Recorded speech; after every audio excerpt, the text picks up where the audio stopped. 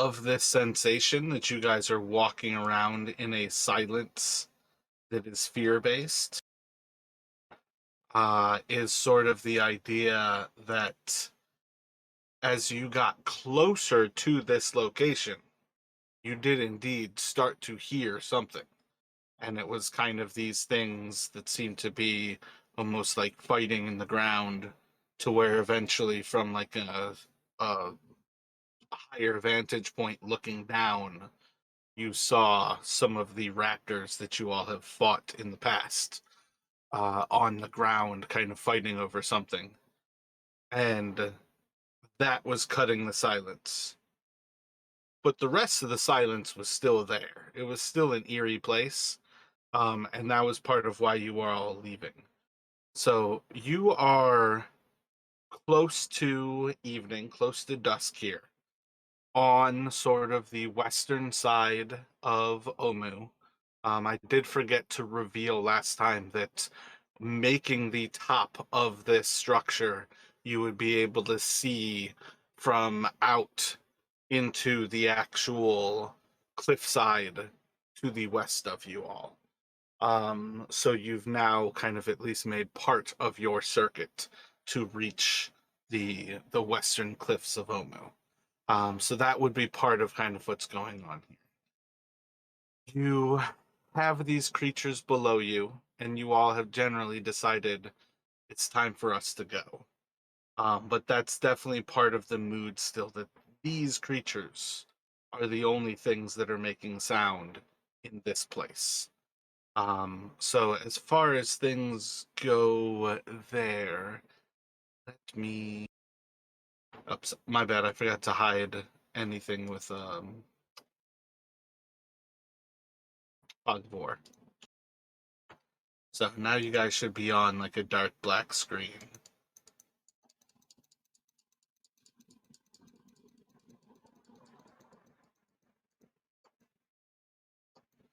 And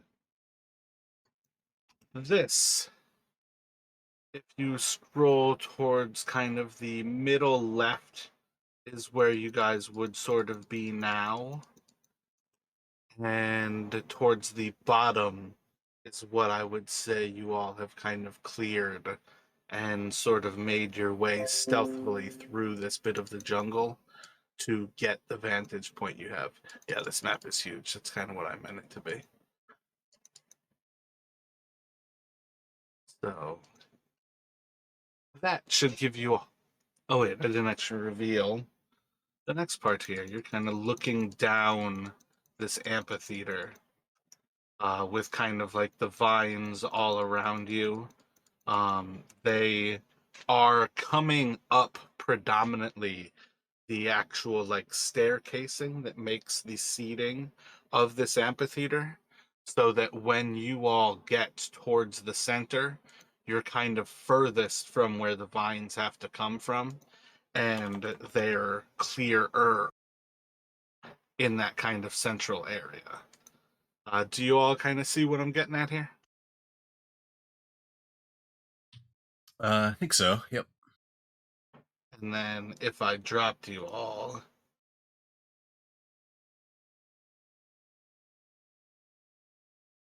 I did not like that. I like drag Terran's name out in the middle of my map. So if you're zoomed out a little bit there, you guys can see that you've kind of done about half of this crescent of this amphitheater. You now have a pretty clear view of you kind of to the east and down this seating of the amphitheater as it kind of like looks into this more open area. There's like looser actual dirt there. Still signs of the vines kind of crawling, but that is an open area like you have not seen inside of Omu. And I have one of these dinosaurs. I'm pretty sure I described 5 of them kind of battling down there. But again, there's kind of a group of them. I think there's 2 and 2, and then one who's kind of diving between. And we kind of have you all at this point looking to step back and move away from this. So if that gives you all a better concept of what you're going for, what is your next move as to how you would like to exit the situation in hand? Jarek's going to kind of looking back, kind of making eye contact with Island and Taryn, and just kind of like uh, give a jerk of his head back the way we had come in, and just kind of holding up a finger to his lips, quietly suggests that we try to essentially backtrack and leave these things to their meal. I agree with that.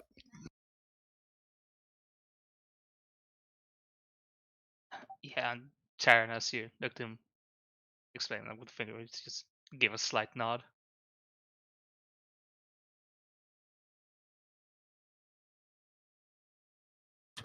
Gotcha. Oh, what were you about to say? I feel like that was Jarek. Oh yeah, so Jarek is basically just like I'll you know you go ahead first. I can uh, keep an eye out, follow behind, just in case they sense us. Essentially, let them kind of start making their way, and then after they get, if they get like maybe like 20, 30 feet, start moving down, then Jarek will kind of move, kind of like a rear guard type of thing, just in case. Gotcha. Yeah, so you all can move out of this area and start to head kind of towards that like southwestern point of the amphitheater, keeping towards the top of it, keeping inside of the area you've already kind of walked through. You all aren't clearing spaces here like you've cleared in other areas, so you've not made it easier for yourselves to pass through, but you can make your way through and you have at least some sense that kind of increases your ability to go backward kind of about what you are doing here. As far as things go, you are going to be able to kind of step back into those vines and kind of become a part of the jungle again, start to lose the sound of those creatures. And let me have Jarek roll a perception.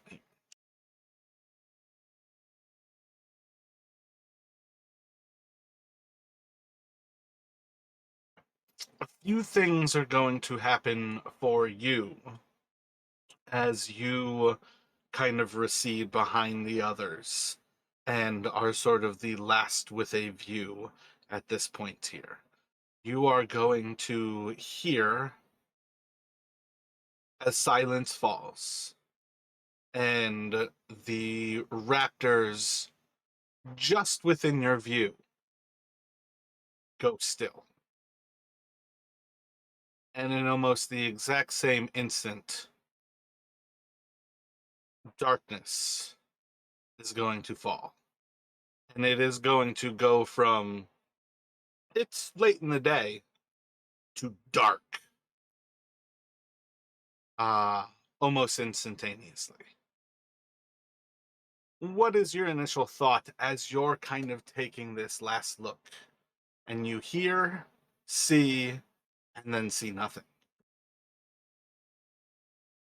I think he's going to kind of just catching the glimpse of the creatures going silent, um, and uh, essentially taking his cue from them. And then obviously the darkness falling far too quickly to be normal, just kind of fading into nighttime. Um, he's gonna like give like a curse under his breath, and then kind of in a sharp, kind of low voice, trying to like call for uh, Terran and Island to hold, and then he's going to try and make his way towards them, back to uh, join up with them rather than staying a little bit behind.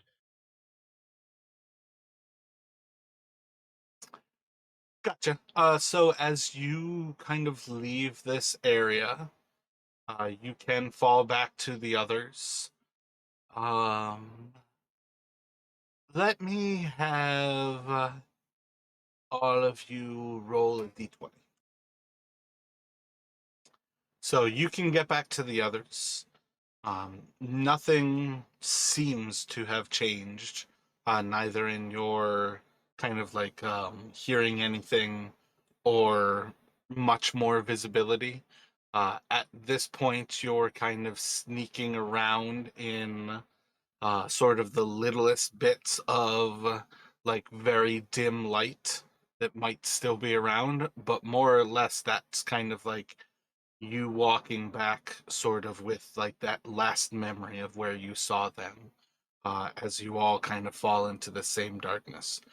So this kind of it's not really a roof on the amphitheater.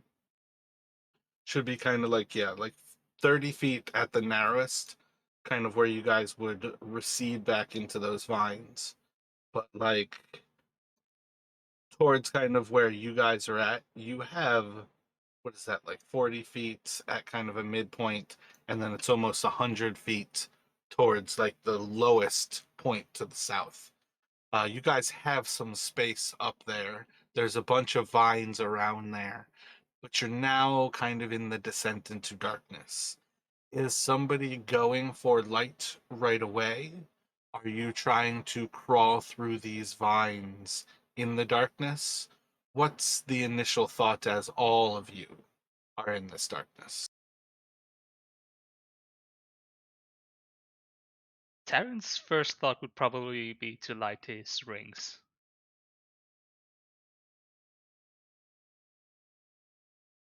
Gotcha. So you pretty quickly create some like small light sources.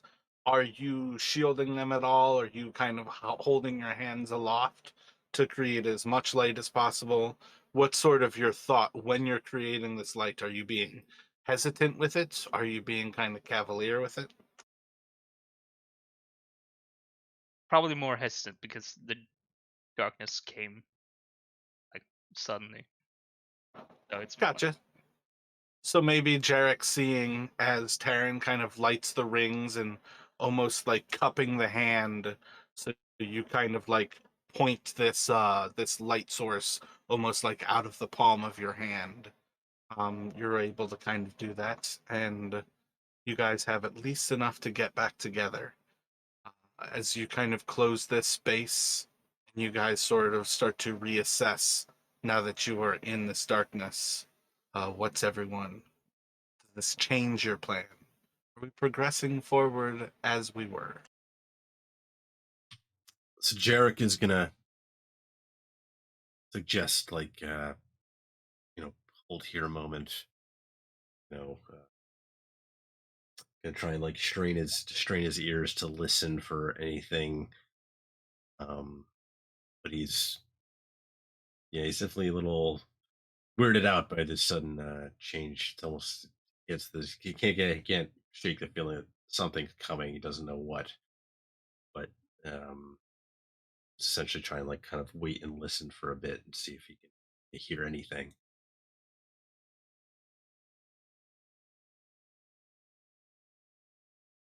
But if the others want to move, he'll obviously move with them.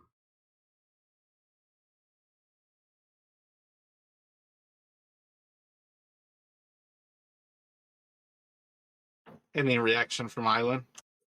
Yeah, Island wants to get away from raptors in the dark, but he's kind of watching the other guys because Island's the least quiet. So I need to follow Taryn and the rest. So I'm just gonna try to get prepared in case they come up here to defend us. It's like daytime and it just got pitch black. I mean, you guys were late in your day. You were in evening time for pretty much. I think you guys got to Wango's temple late in the day. You would have Okay. been solid evening time for most of the time getting towards this area. Um, Island's you can interested. do in- a nature check for me though. Okay. Yeah, I was thinking about doing an Arcana check to kind of see if it's magic or if it's a cloud If or what. you'd But like to nature's do good. an Arcana check, you are welcome to do that as well. Just is it magical? That's the feeling it has. I think there's not enough reason for you to assume this is magical. You want to find a natural reason behind it. It almost comforts you to think of this as a more natural reason. And it would probably be kind of sitting in the back of your mind. It was late in the day. It just got dark fast.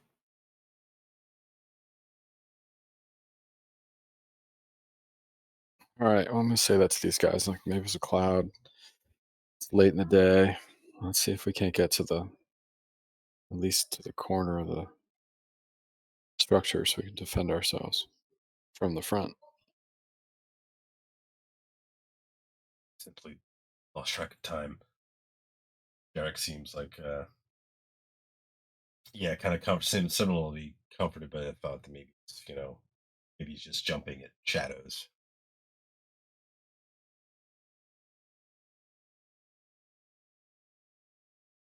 He'll kind of he'll look towards Taryn, see if Taryn's ready to move. He'll kind of nod, get ready. Let me have you roll your perception, Jack.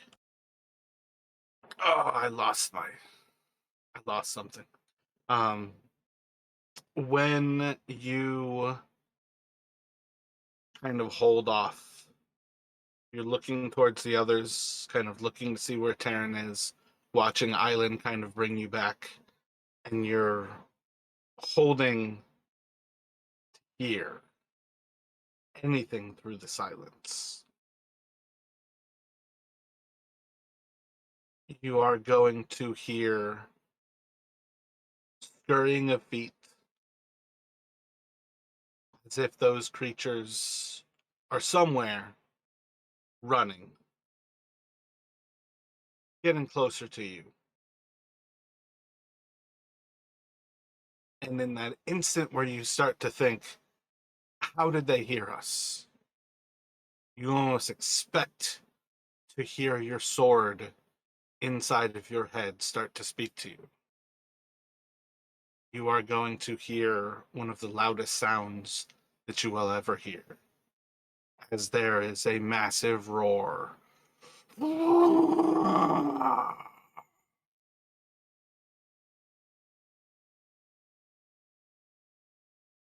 body goes tense.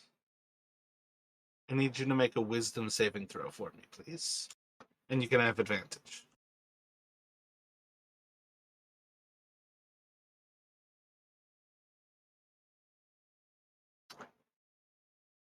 Hold yourself. And you recognize why this place has been silent. Something just arrived. It's what cleared that path that you saw earlier. It's what cleared this amphitheater. And it's why silence reigns here. You're not afraid of it, but you also had to bolster yourself to keep yourself from kind of running away. There's a giant predator.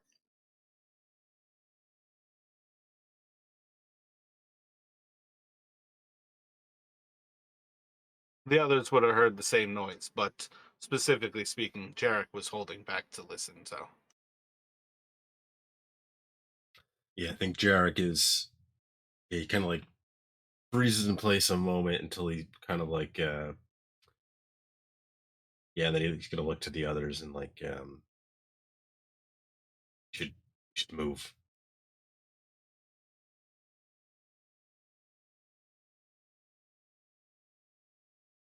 Whatever that thing is, it sounds like it's massive. So as you gather back to them, you guys can kind of almost get everybody back together more or less towards that kind of southwestern area. Are you then planning on going to the east and towards that eastern part of the amphitheater?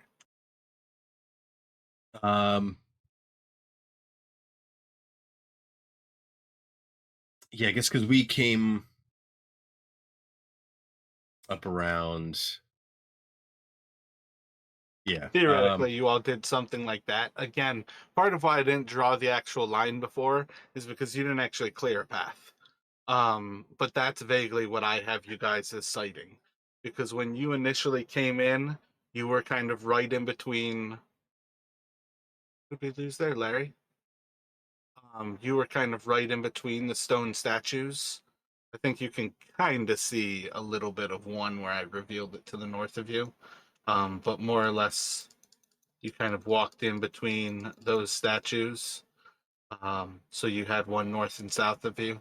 Kind of made it to the wall where the stairs, like the seating, was well above your head.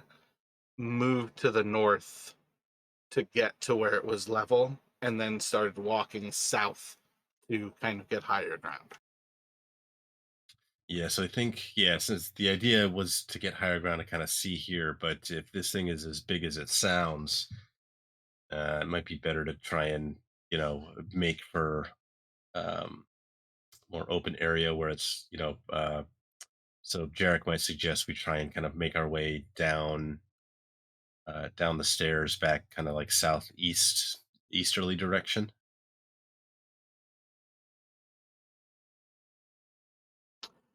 So it didn't have proper stairs. Like there's this is like kind of stadium seating where it's like benches almost. So you're like walking on the seats to go up and down. But that's definitely something that you can do.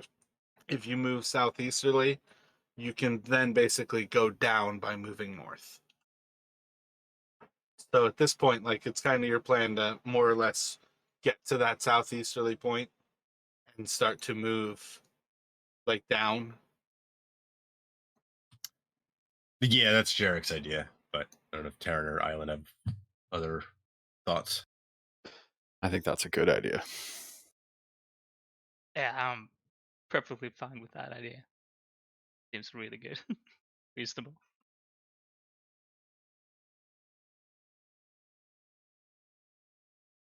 Let me get a group of perception checks from you all.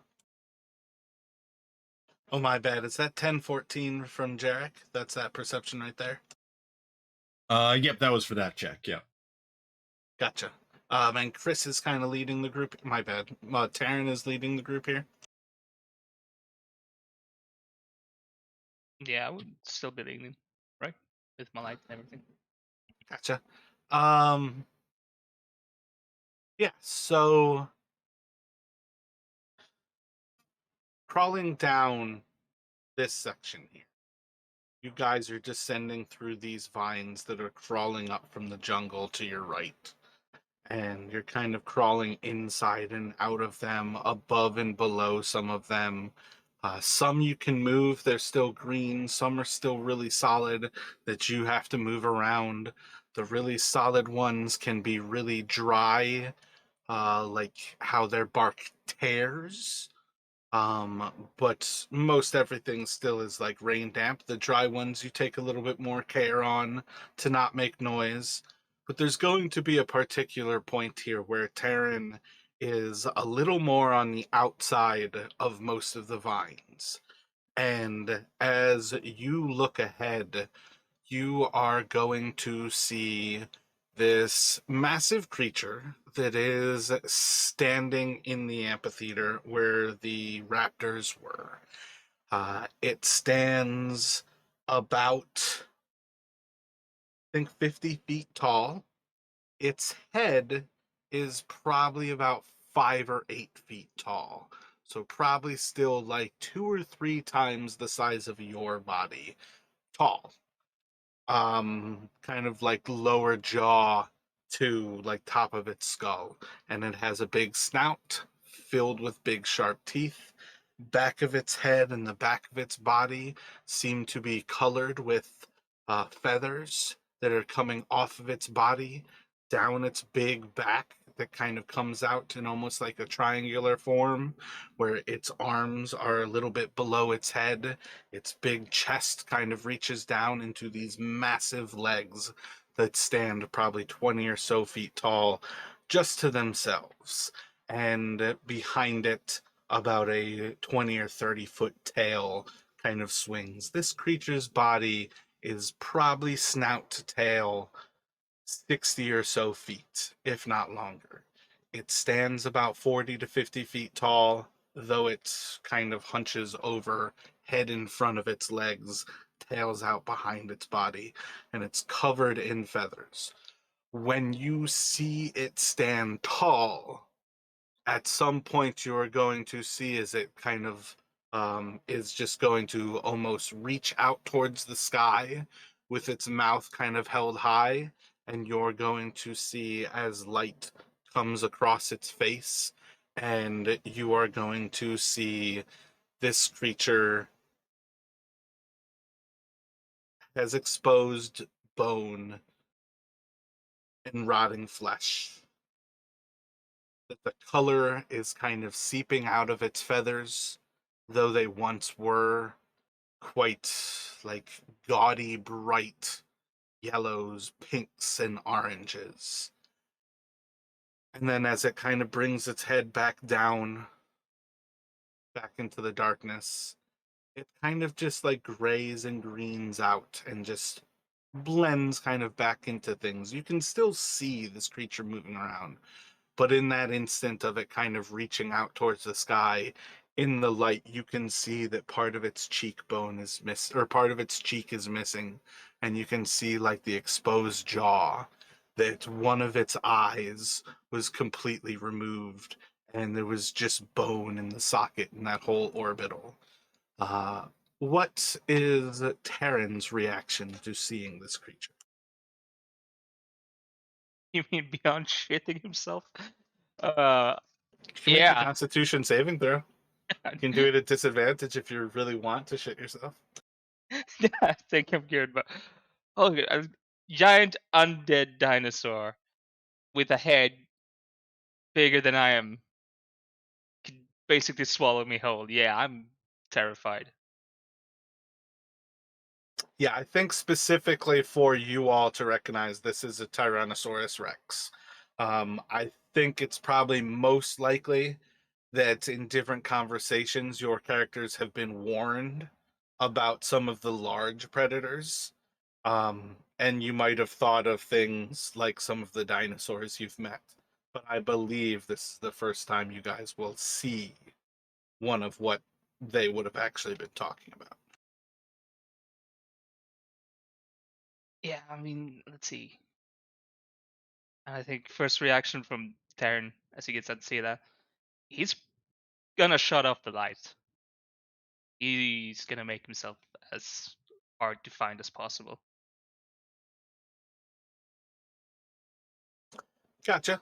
So yeah, as you kind of take this moment to kill the light and everybody kind of falls back into this darkness, I think it is viable for you to use that little peephole to kind of show like the line of sight you had to where it is.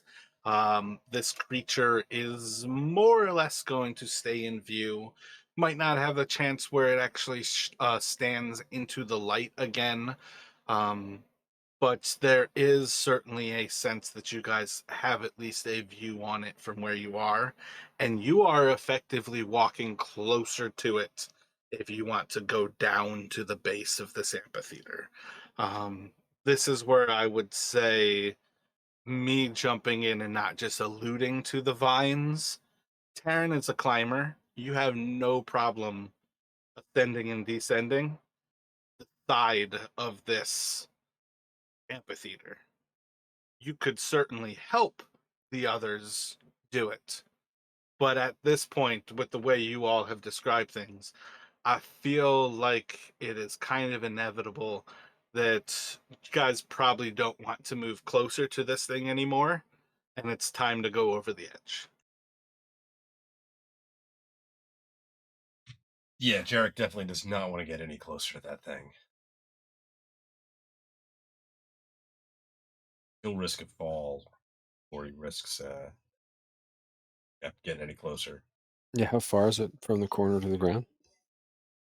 Where we are? From like the southern corner, it's like 60 feet. That's a far fall. If I think you guys would have at least descended a little bit of it, so we'll say like 20 feet reduced, you're still like 40 feet above the actual ground. Let's go down. And then again, this is one of those things where realistically, to recognize, like, Terran can stay up with like whatever rope you guys need to mount, and Terran can walk down with 0 difficulty.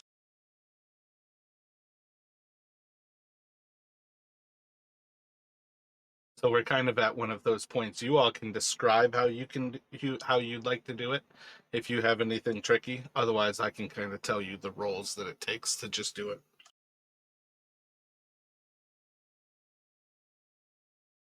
Yeah, I mean, I guess it would be kind of tough in the darkness to tie off the rope to anything up here unless we noticed something before Terran killed the lights. I mean, you Jarek's guys still- have plenty of vines that you're like straddling and walking between still. So all it comes down to is like one of the solid vines you can loop the rope around.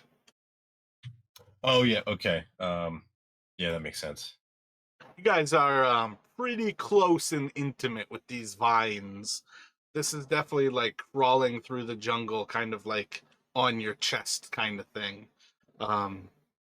There's nothing to hold back. There's nothing pretty about what you guys are doing right now.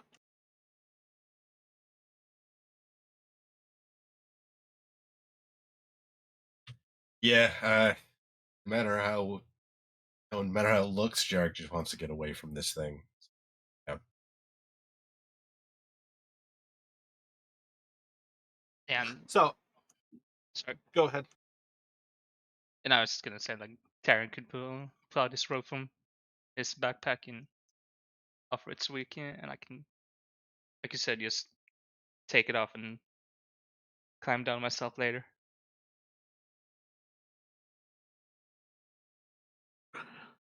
So if you guys just want to go descending down a rope, let me get a strength athletics check from Eileen and Jack.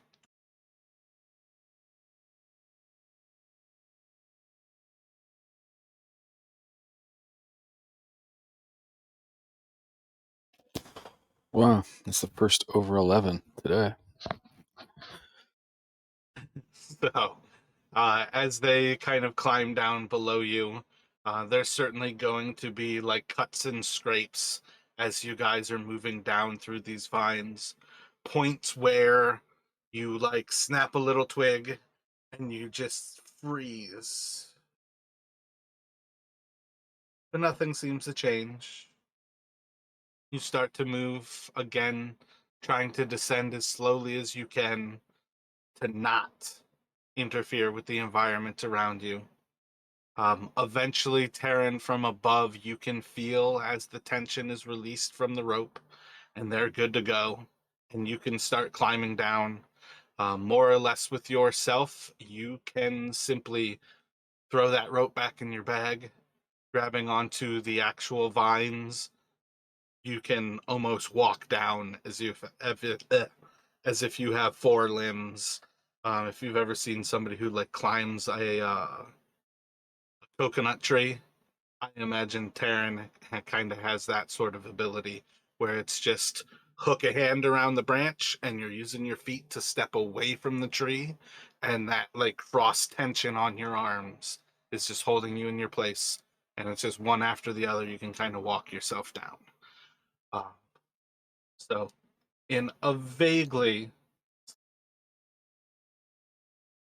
new area, but otherwise still relatively known. Still, this area is not kind of cleared here. You guys can start to recede. From here, let me get a D12 from everyone. Over the course of the next few minutes, you all can make your way away from the amphitheater, eventually coming back to the point where you were last kind of clearing the actual jungle away and kind of first heard the sounds of this eerie silence. You'll kind of come back to that vague area and kind of start to hear some of the first like chirpings of crickets, sounds of birds like flapping their little wings, and the jungle kind of starts to come back to life. It's still dark in this area, but more or less you all have reached at least where the animals find a little bit more safety. What is your next step? You are back effectively on the streets of Omu. You're probably, what, like 200 or so feet away from the stairs. And I would say you can probably. I forgot to check where you guys are at moonlight wise.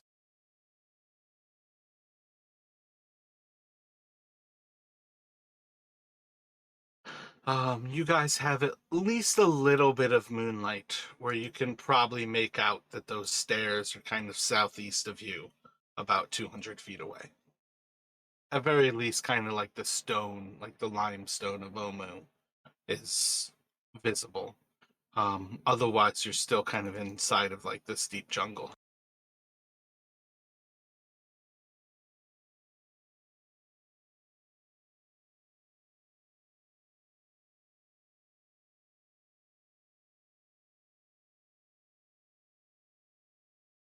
And so Jarek is going to suggest to Taryn, might be all right if we have a little light now, and suggest we kind of make our way for the stairs.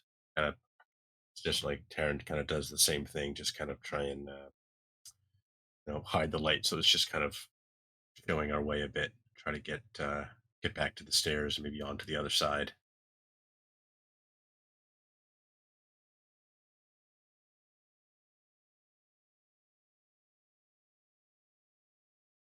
Oh, all right. If you think it's safe enough.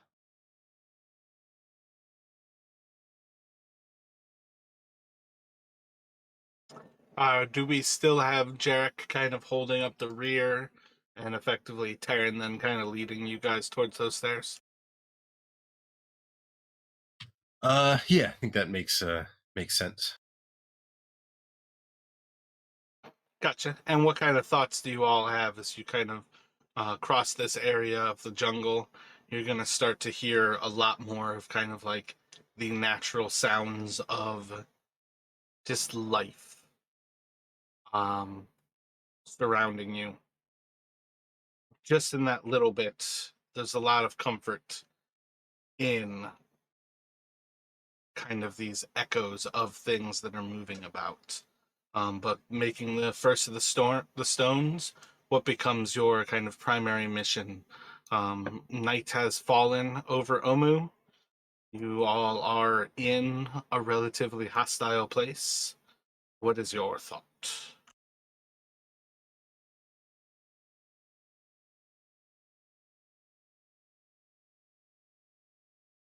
So Jarek's thinking we should try and probably relatively soon, maybe try and find some place we can try and camp for the night. Just kind of hunker down. Maybe a building that's not quite as dilapidated as some of the others. If we forget what exactly what condition that like arboretum was in.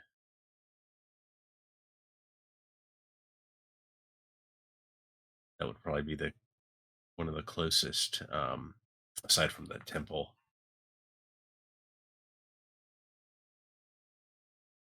We don't want to get that far away. We could try if we just go over to the other side of the stairs. So say so we go on the temple side of the stairs. We could go let's see how to describe this. Like, so we have the wall and then the wall of the stairs, our backs. You camp there, so we only have our back saves at least. It's a bit open, but So if I understand that, you're kind of thinking like go right where Echo is, not inside of the building, but kind of just north of the stairs, wedged between the building and the kind of like little highway. yeah, that's how I thought it.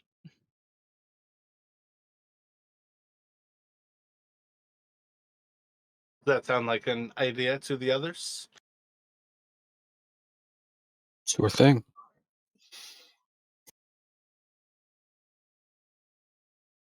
Yeah, I mean, it might be a good idea to, yeah, if we try to find a building, could get trapped if we get surrounded. So yeah, maybe it is better to just try and yeah, yeah, Jericho. Yeah, he's fine with Taryn's suggestion.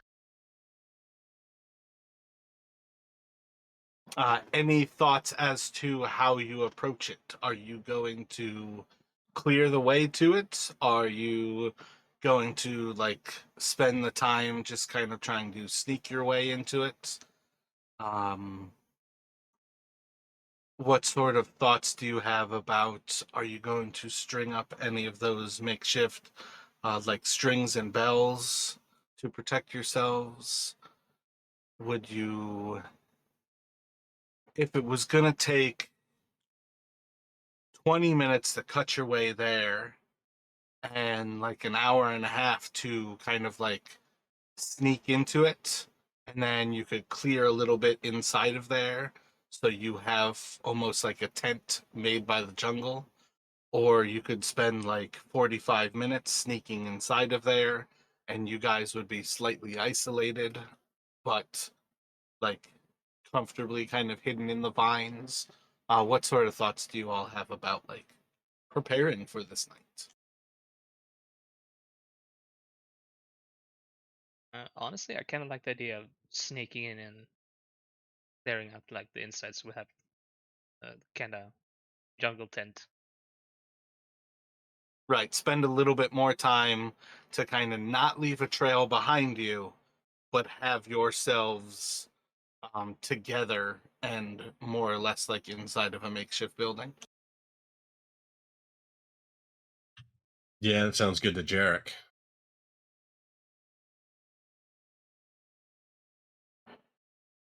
Gotcha. I think we have survival from Jarek and Island. Mm-hmm.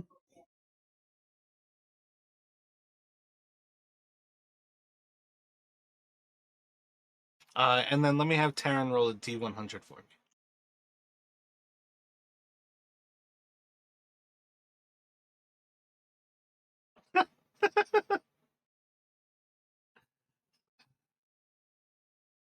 All right, I don't know if I could reduce it that much. Let's go for it takes you, what is that, like 5 more minutes? It's like, yeah, I think like basically about 50 minutes. It takes you a little bit less than an hour to kind of sneak in there. And by the time you kind of set everybody to hacking away the vines to clear out that inside, you're just going to find really quickly and kind of just with like removing like 4 or so like big vines, all of a sudden you guys have created this square space that is more or less a perfect little camping spot, kind of right between this building and the rise of the stone behind you, and sheltered kind of in all directions from the actual like jungle by these vines.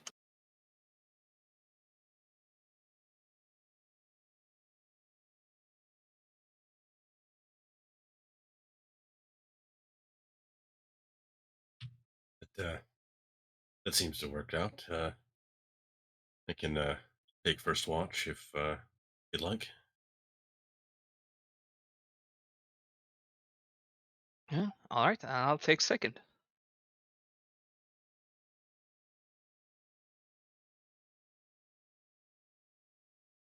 Oh, but before we take watch, do we want any light sources? Like, It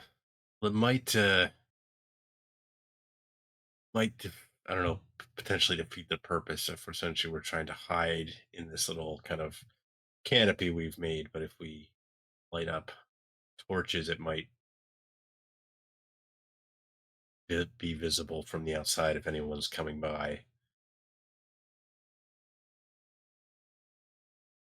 Perhaps we keep them close to hand so that we can, uh, if we hear anything, light them up.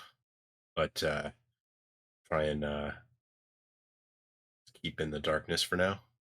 What do you think, Island? Perhaps we have lost Larry.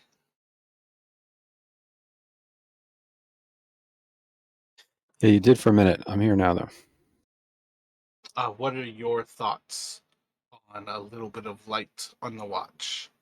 I think Taryn asked, and I think Jarek was saying it might ruin the point of kind of hiding here. Yeah, no, I want to hide. I don't want to get eaten by that 50-foot raptor. Can we sit in the dark?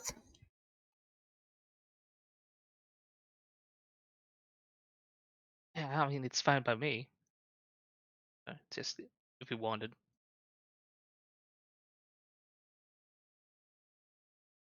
It was like a cold, miserable night squatting in an alley.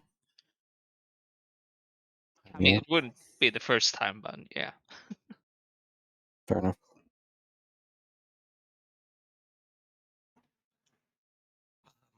I think of all the things, it's not going to be cold. That'll be the one comfort. Yeah, so you all can set into watches here. We will have Jarek on the first. If you would go ahead, roll a stealth check for me, please.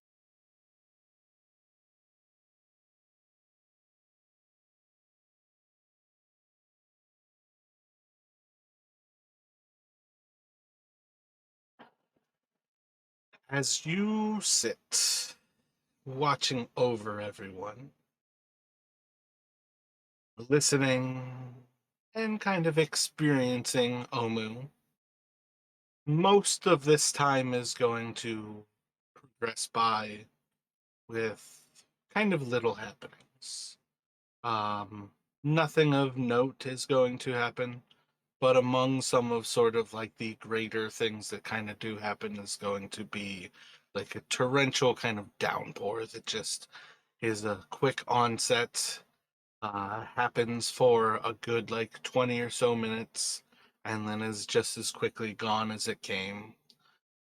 And kind of puts you in that weird place of just being even more uncomfortable in one of those survival situations where there's little more than firelight to make you feel comfortable to stay somewhere. And that's kind of like that constant feel. Is you're comforted by your hiding, and yet your like psychology is like eating away at you. With the time's going to progress, you hear nothing from your sword. You don't hear anything that's like astounding going to jump out at you. And let me get another stealth check from you here. Getting fidgety.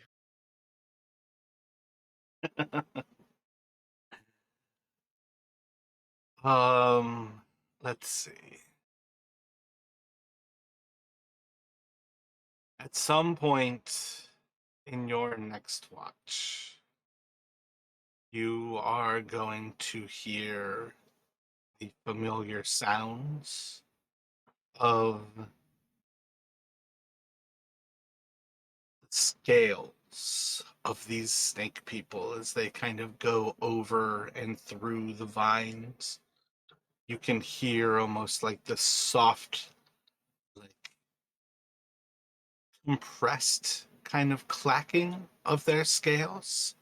Their bodies almost like stopping it from making noise, but you can almost hear it kind of just like a tire running over asphalt there's just that little bit of like the squishing that you hear, and you've kind of like become attuned to it, and you hear just enough of these creatures near you that it puts you a little bit more on edge.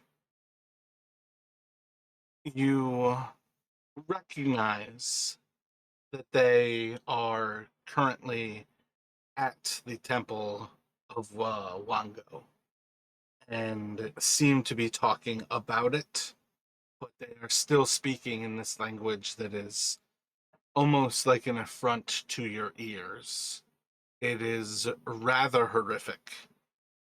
And kind of in this process of sort of listening, you're going to become aware of,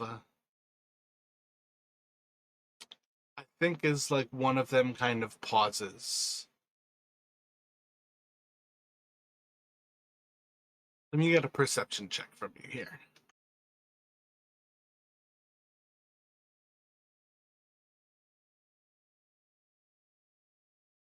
Kind of hear a pause. And then after a moment, you hear this slithering. And it's getting closer.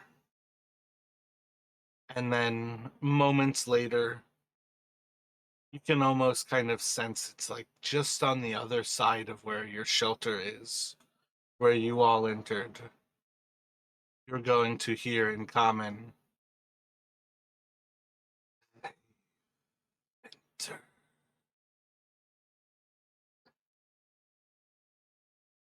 near ye.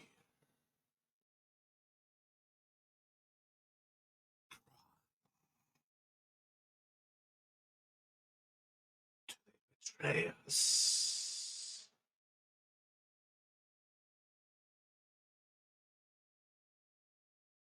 Do you have any reaction to hearing that?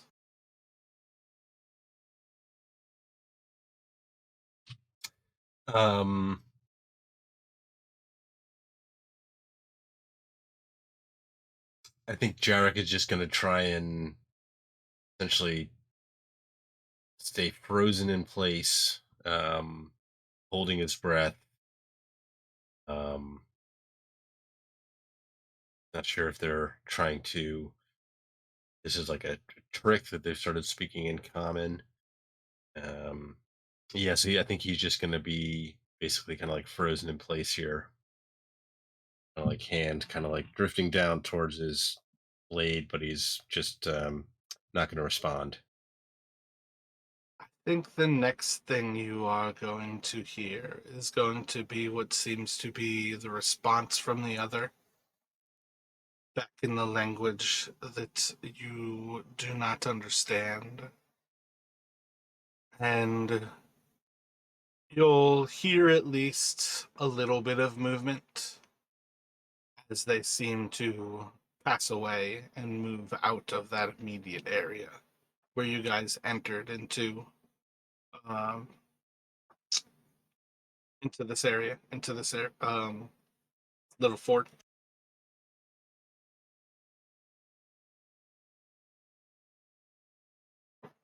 As the time passes by and you get closer to where you believe it will be time to wake the next, I don't think we actually discussed it, but Chris or Larry, would either of you like to take next watch?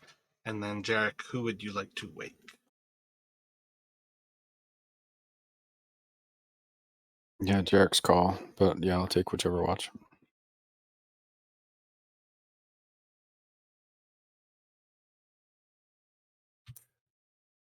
Yeah, Jarek will move to wake Island for the second watch. Very, still trying to be as quiet as possible. He'll just like whisper, kind of like, there were Yanti close by. Didn't, respond. They eventually left, kind of relay what he had heard about, they've entered near here, crawling. Do they betray us? He's not, he thinks maybe they were talking about us, but he's not 100% sure. But otherwise, he, other than that, there wasn't really hear any other unusual sounds. Nothing like the massive roar they heard before. And then he'll try and kind of get himself ready for sleep. All right, I'm gonna be real quiet, thoughtful, and listen for the Yuan-Ti. Gotcha. Sticking to no light. No light. Let me get a stealth check from you. So, over the course of your general first hour of watch, you are going to hear multiple sounds of the Yuan-Ti moving about. In kind of the same way, you'll start to come to this familiarity with the sound of like these massive snake-like bodies moving through the jungle. You'll hear similar things as them speaking in their language that, again, is very kind of like painful to the ear. It has a lot of kind of scratchy, offensive sounds that just make almost your stomach curdle. And through the time, they seem to be coming, going, but nearby. And it's probably every kind of cycle of maybe 15 or 20 minutes that you hear a little bit from them. Sometimes they're coming from the east and going to the west. Sometimes they're coming from the west going to the east. At times you're pretty sure you've heard them to the north of you, but not as sure there. Progresses on, but otherwise seems like nothing comes of it. Let me get another stealth check from you, please.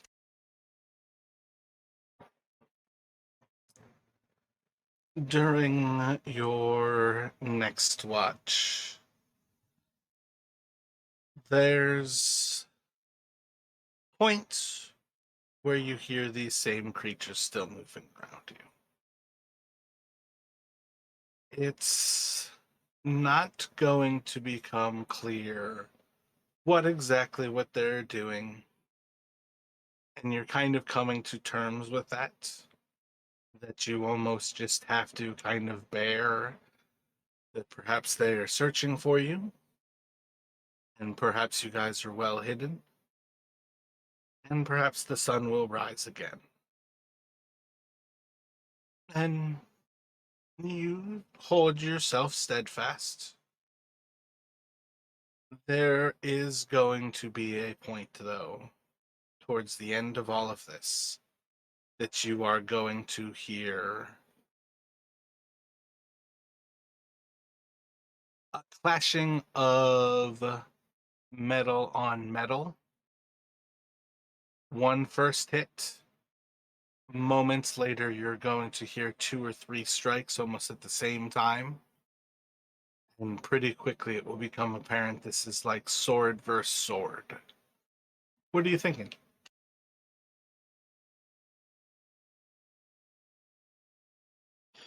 Well, the Yuan-Ti have run into somebody. How far away does it seem to be?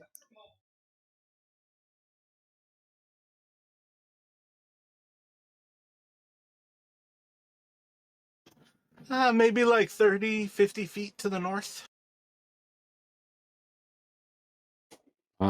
Well, I'm in the dark, can't see anything. I got my mace in my hand and sort of prepare if they stumble into our camp. But I want my colleagues to get to sleep through the night, and I think the Yuan-Ti can kind of stand up for themselves.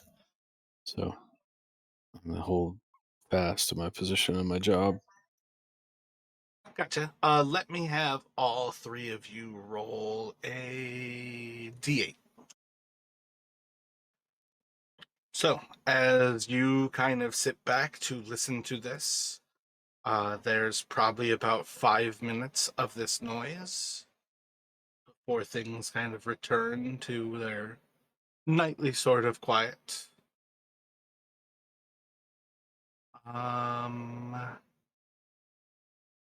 Let me have Island and Terran roll a D100.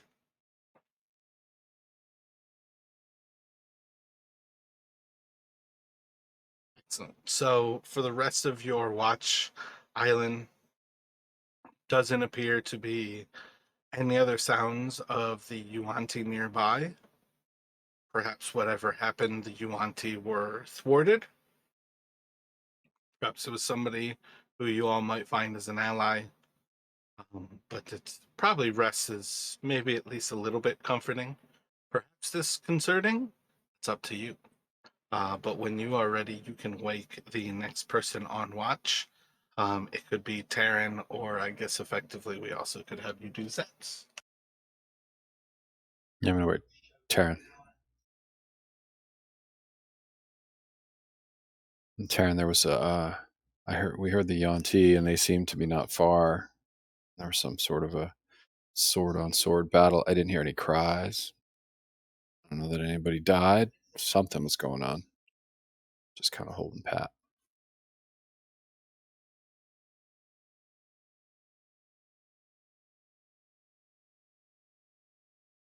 All right. Think we should have helped. It was the UNT. You think we should have helped? I mean, maybe they are like our allies right now. Yeah, they were saying that Justin heard them saying maybe we had betrayed them. I'm not really sure what's going on over there. Maybe they're Yuan-Ti that have betrayed other Yuan-Ti. Anyway, I wanted you to be able to sleep. And nobody cried out. Didn't sound like anybody died.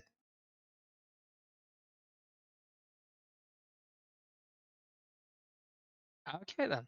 Oh, I guess we'll have to find out later. The UNT if there's anything kind of internal strife there, maybe. But yeah, I guess I'll set up for watch then. You can go sleep. All right. Any light from Terran? Terran is gonna light his rings. Alright, his ring. Gotcha.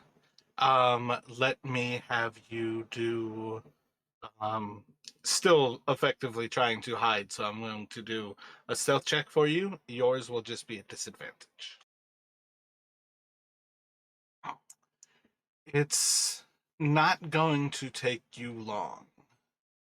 As everybody kind of sets in and the island returns to sleep, and the silence of the jungle kind of takes by again, and the quiet of the night sets in, and the stillness sets in, you start to really come alive with your senses and are able to kind of keep yourself aware of slow but still rhythmic sound of these like bony like scales as the Yuan-Ti are still moving in your area.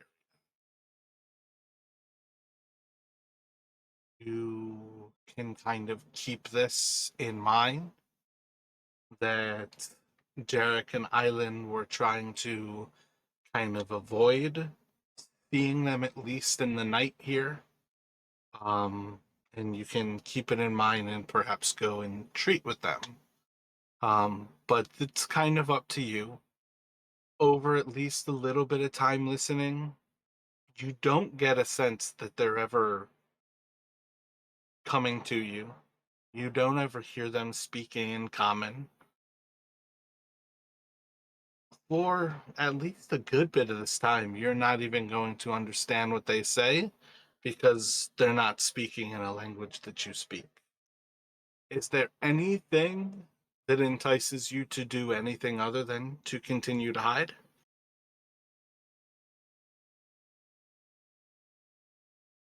No. I mean, if they're not reaching out, so to say, either by words or anything, then I'm perfectly fine just sitting where I am. Gotcha. So the rest of that kind of time passes by. Still, you hear language that you don't speak. Doesn't seem to be anybody doing anything like what the other two's reported. You don't hear anybody speaking near to where you all are in common. You don't hear any sort of clashing or fighting going on. Um, and the time kind of goes by. When you are ready, let me get another stealth check from you. Same idea. If you're still doing like a ring, it'll still be a disadvantage, but solid.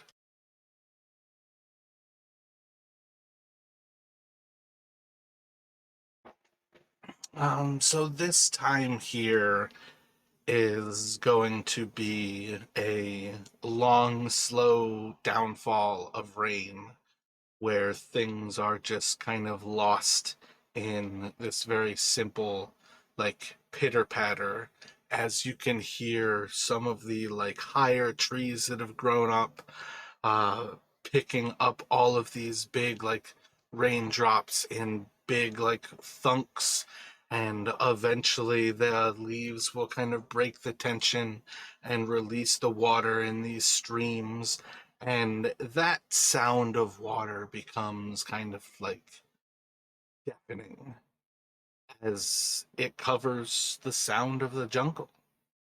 And this hour is going to go by. Don't really have anything to be concerned of. At some point, you're going to feel comfortable going to grab Zaps and have Zaps finish off the watch.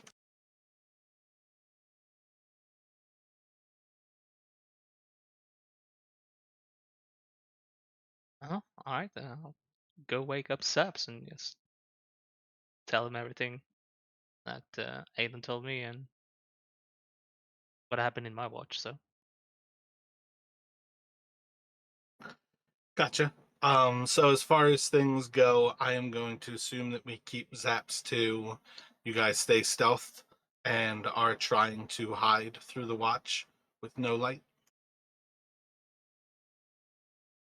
I think so. Unless he just shoots off his cannon. He seems like that kind of guy a little bit. Nobody's finding me amusing today, huh? sorry, I'm laughing, but I'm not pushing the pushback. All right. He's a kobold, right? He's got a cannon. I mean, I assume he blows shit up regularly, but I mean, we'll see. But yeah, I would like us to get a night's sleep and level up and the rest. So his watch is going to this first hour is going to kind of pass by and be pretty seamless. Pretty horrendous downpour again over most of this time. Doesn't seem to be much of anything kind of going on.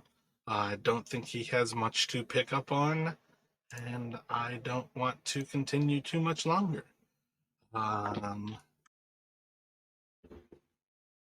His next watch is this is perfect, and it sucks to use somebody else's character for this.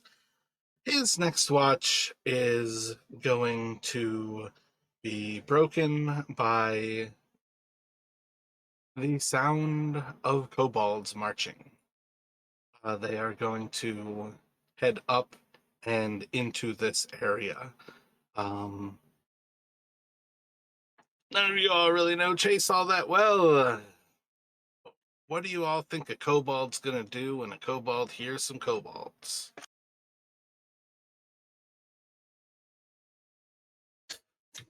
Set shit on fire. I feel like Zaps wants to be like a team player, but like maybe his natural curiosity is going to want to try and like peek out and take a look. But he's gonna have some knowledge, right, of what he's looking at. Like he'll know if these kobolds are cool or not, right, from looking at him because he's a kobold. Can you look at a human male and know whether they're cool or uncool? I mean, I think I can. I think I know that. Whether I'm right or not is a whole other thing. But I feel like he would assess the situation, and then if it seemed like it wasn't threatening, then he would go out. But like, I don't know if I looked out at a bunch of humans coming down the alley and they, were bristling with weapons and certainly on patrol, I might keep my head out. I think we need a little more information to make a decision. What does Chris think right now? Honestly, not knowing Sap at all or the player, so I was just thinking about, yeah, it's a kobold, and other kobolds probably curious about at least what they're doing.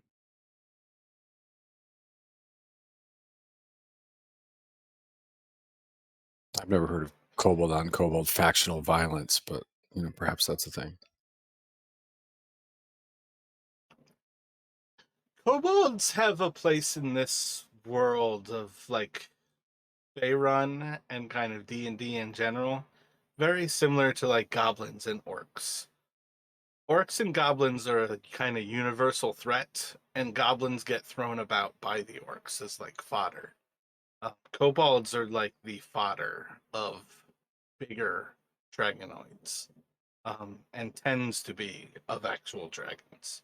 It's part of why they're such a silly race for the game, is because they are effectively meant to be used and discarded. They are single serving, whatever you need.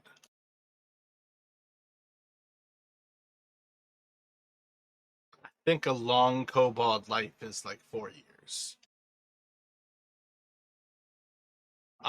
So I at least have at least a little bit of you all saying he very least wants to look. He's going to at least kind of bite at trying to figure out what they're doing. Yeah, I think so. Gotcha. Let me have, what's his perception? A +1 disadvantage in the light.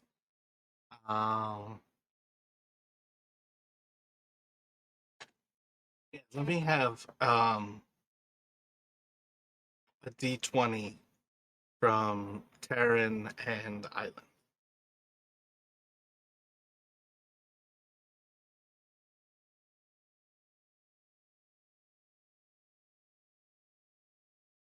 So he's going to kind of like make a little bit of an effort to get within kind of view of that general clearing that you all produced that kind of leads between these staircases here on kind of this road. When he looks out, he's going to see kobolds seem to be traveling without weapons, but they do have some tools on them.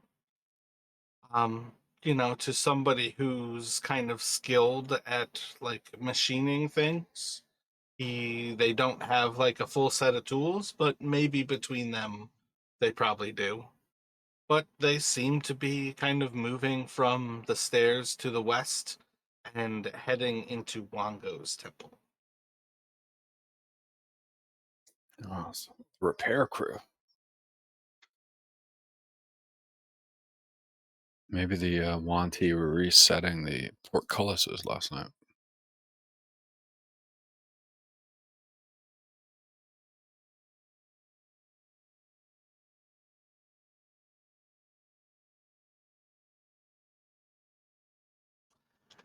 While he is looking,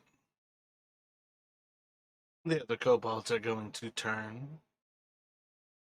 and in kind of a odd recognition of seeing another kobold face, yell off towards you all. And he's going to hear one of them say, "Hey, you! Get back in line! We've got work to do!" What is Zeps' reaction?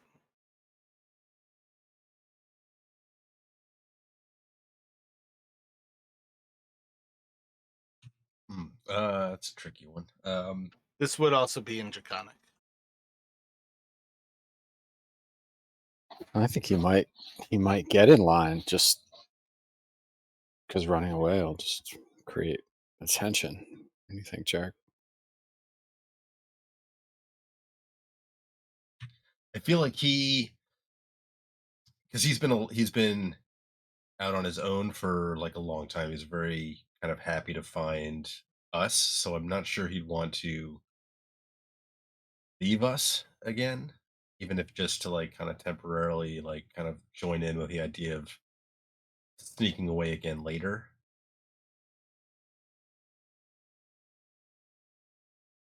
Yeah, he's been adventuring. He's not lived with kobolds for quite some time.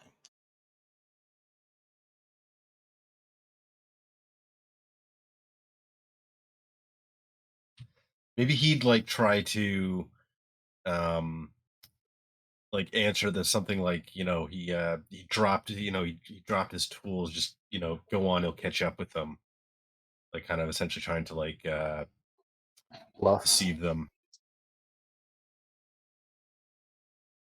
Gotcha. Roll a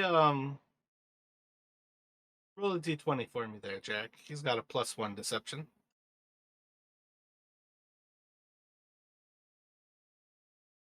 Well, that's no good. So his reply is going to be,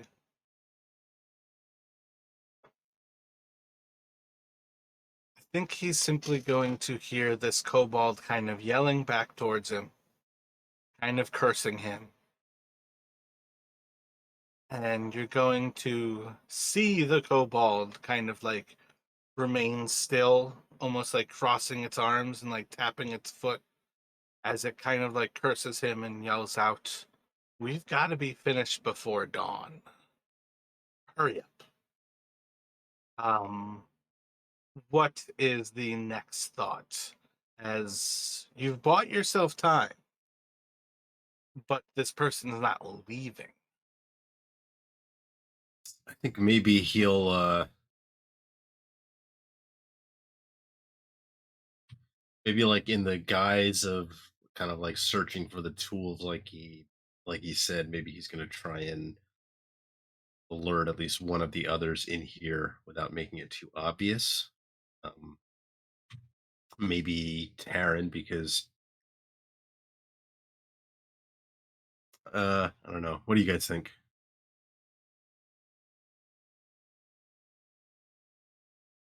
I think he'd try to alert us if he was going to go with them. He'd kick somebody in the leg or something. Yeah, maybe like, try to wake one of us and like, kind of like tell us to like kind of follow. um if he doesn't think he can get essentially away from the join, at least joining, at least temporarily.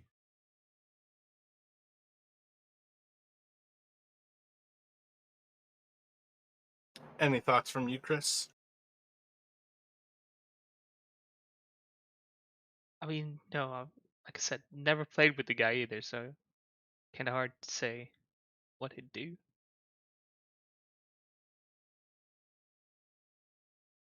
So far, we know he's very loyal and seems pretty brave, crafty.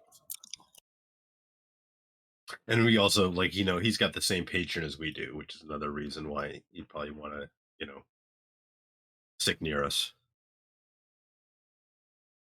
But I think he'd want, if he decides that he has to essentially kind of like pretend to kind of fall in line, he'll want us to follow. Maybe we can, create a distraction or something. But I think he'd want at the very least to try to alert us. Maybe make like a, make a show to like maybe make it, loud, like kind of rustling around, pretending to look for his tools and stuff, hoping that would wake us up, something like that.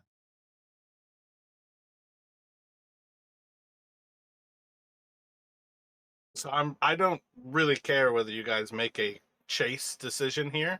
I want you guys to make a decision how this character is acting. Fact of the matter is he is currently our character and he's not Chase's. So, what do you guys think he's doing? What do you want to write here as the story? You've got the ideas that he can simply try to wake somebody. He can make a bunch of noise and perhaps wake all of you. You guys have a lot of options. He could wake you guys and you guys could start running. He could wake you guys and you guys could start fighting. What do you guys want to do?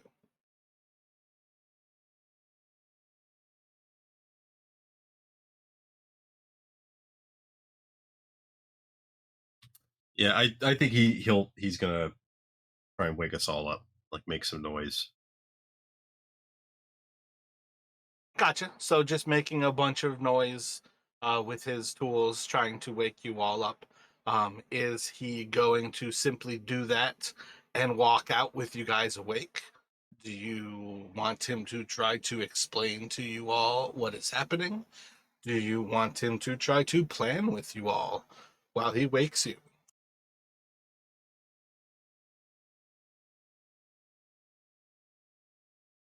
Now he can just make a bunch of noise and walk away and hope somebody wakes up. Can make a bunch of noise and say kobolds are out here. I have to go. Or he could make a bunch of noise and yell out, oh, yep, still looking. I'll be a while. And you guys could plot and plan for 7 hours. Like, what do you guys want to do here?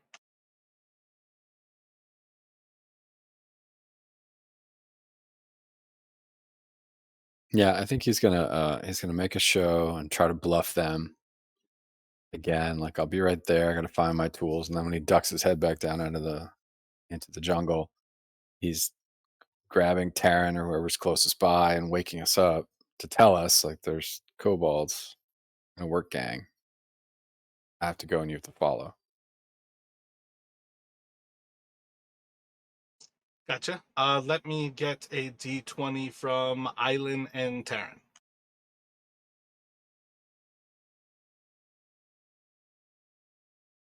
So you can yell out that you're kind of like stalling for time, and it seems like that kobold is kind of still holding that position, just waiting for you to come out.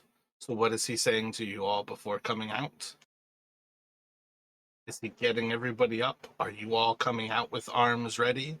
Are you all coming out trying to treat for your friend? Are you all sending him out and watching it? What do you think, guys? We'll just all go out there with our weapons. It's just some kobolds.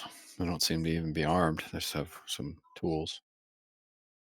We can go out there and tell them he's our kobold, not theirs.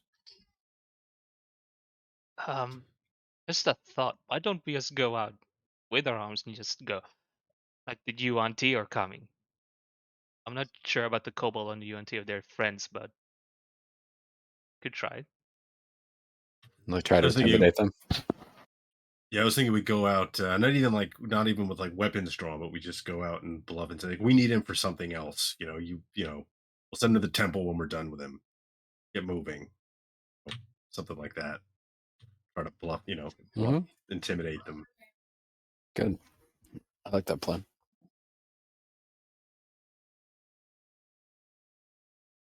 So rushing out and saying you need him, that was the plan? Yep.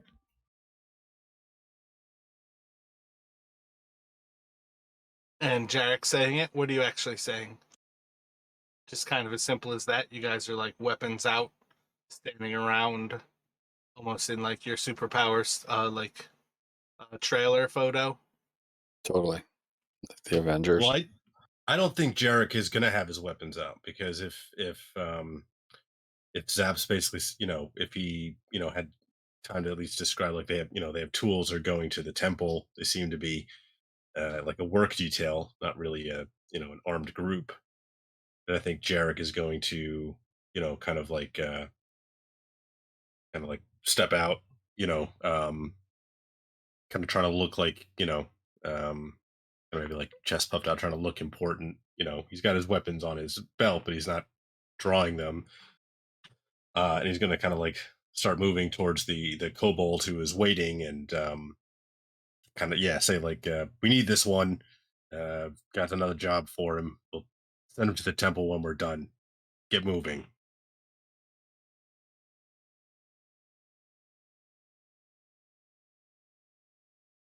Roll an intimidation here. Oh there, bucko.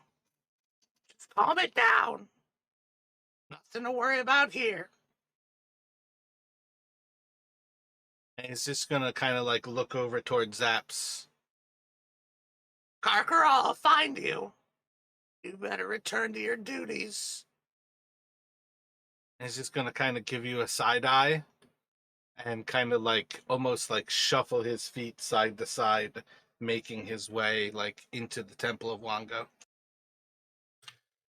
Jarek will kind of little surprised that that actually worked. He'll go grab the others and say, maybe we should, in case they get suspicious, maybe we should move somewhere else. So you guys are in that weird phase. If you technically need to take this hour to sleep, you can take like up to kind of an hour to do something else, but you have to return to sleep for some bit of time here. So you could certainly relocate, but you're kind of in that weird phase of like all of your bodies are probably screaming out to you, like where your eyes are just super sore, and it's just like it's not time to be awake yet.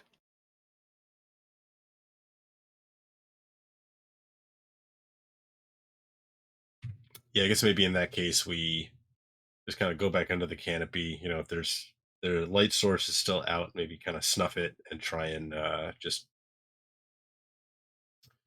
finish out the hour here, hoping they don't. They'll be busy in the temple. They won't come back looking for him.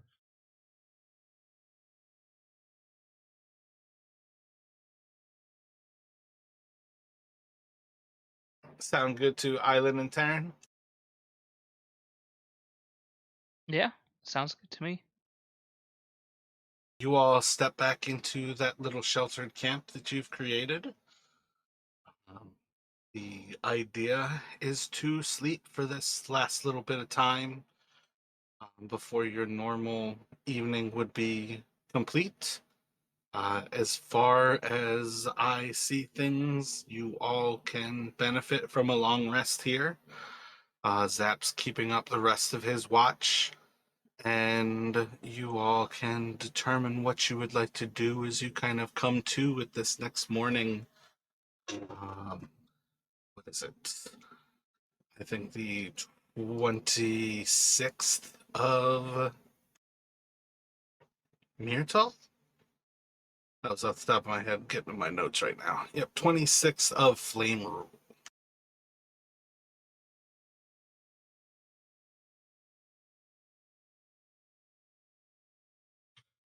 So Jarek, you know, once Island kind of after he's like told him about the you know, the fight that he heard, Jarek wants to maybe try and investigate to see if they can find any evidence of what might have gone down that night. Try and get more details, maybe see if there's any bodies or any, you know, um, like evidence of what might have gone down, who might have been fighting who, that kind of thing.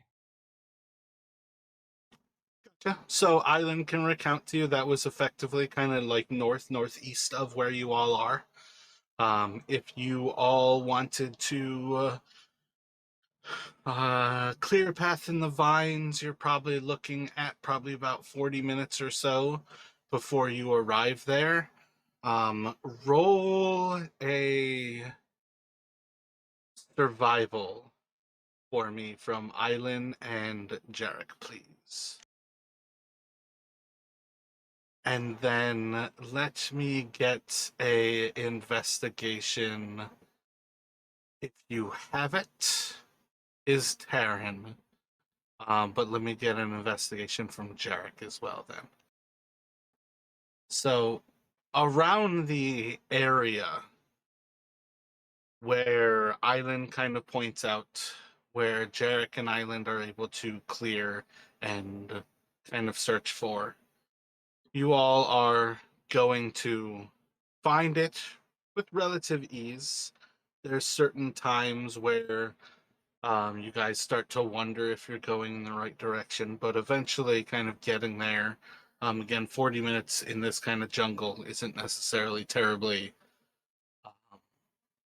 difficult, nor is it easy. It is slow going sometimes through some of this. But you're going to get to a point where there's not necessarily like a cleared area. It's on like the side of one of these buildings.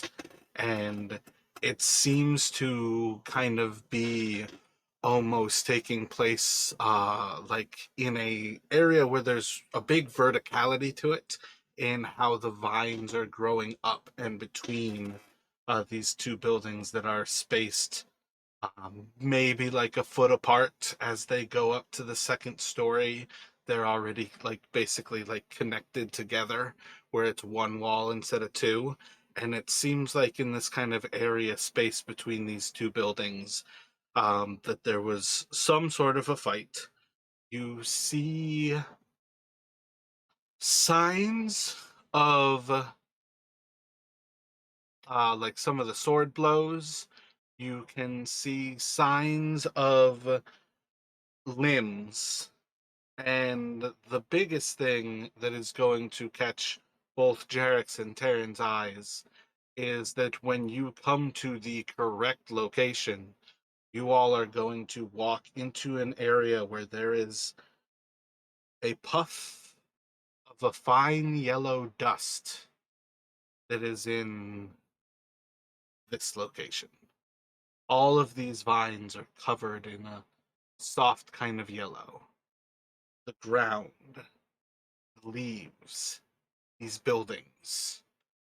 You can see physical signs of this battle, but you know where it happened because it's all coated in a yellow dust. The yellow dust, would that like resemble the pollen that we've seen before, or is it well? It most certainly is pollen. That would probably explain why I didn't hear any screams or cries, Island. Well, where is whatever pumped out all that pollen? Can't have got far, right? Let me get a perception from all three of you.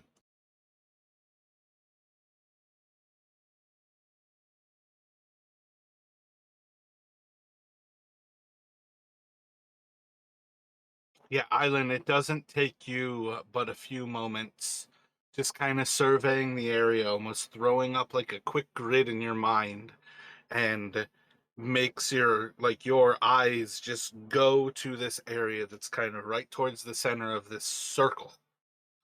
And about 15 feet up one of these building sides, like inside of the vines, you can see the flowers of this yellow vine creeper, where the part that consumes is like dripping this yellow, like thick sap out from these vines that are growing up the buildings. Yeah, well, let's get away from that, huh, guys?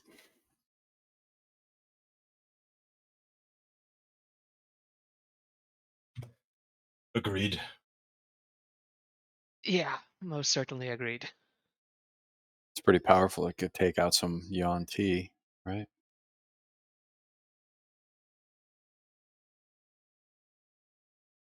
Nobody saw any Yanti.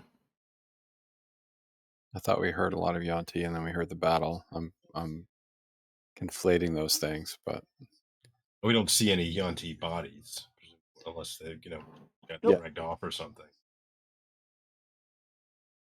got eaten by that drippy sap thing up there, maybe. So you all want to get back out of there.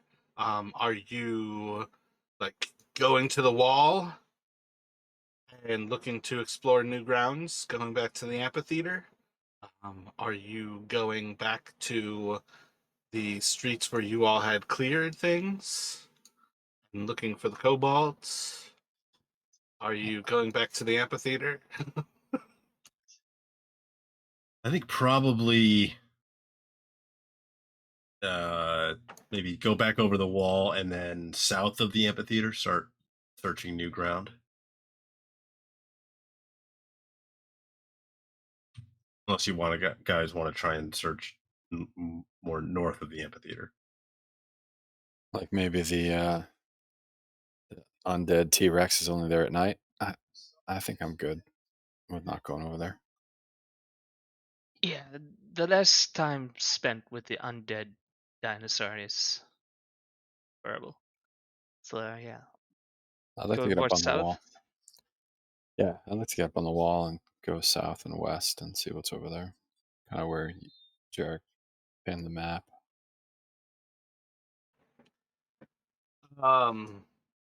Like, so you're still north up here and you're going straight for the wall? Kind of climb up right there?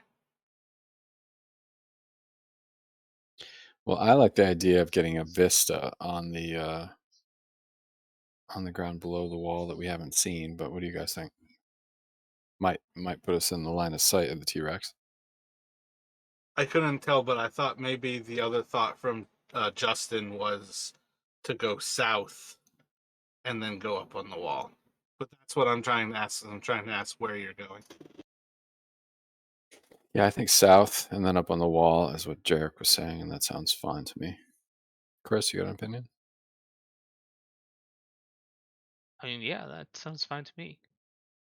I thought yours was as far away from the T-Rex, so I feel like that's south and then to the wall.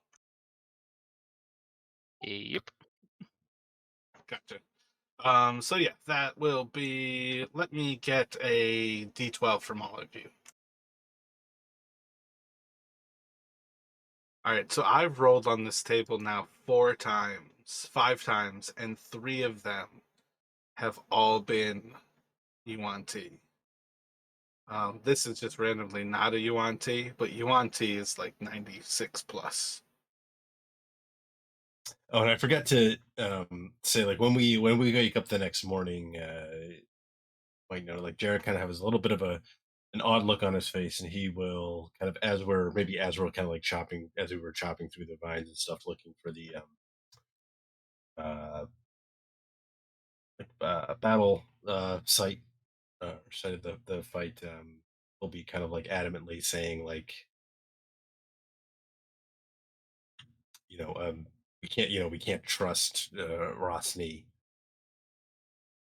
He looks like, yeah, like maybe he is, maybe his sleep was even more troubled than normal. Can you say I that feel again? like, give me 1 second here.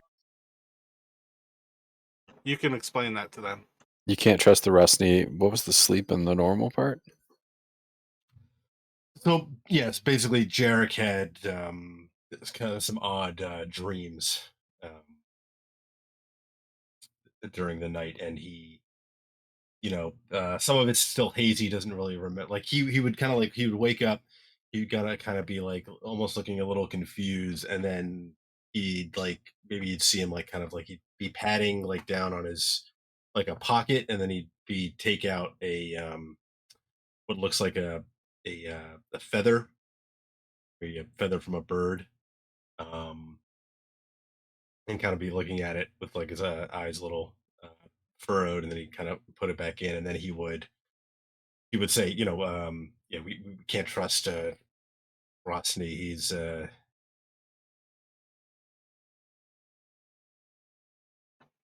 All right, give me 1 second here.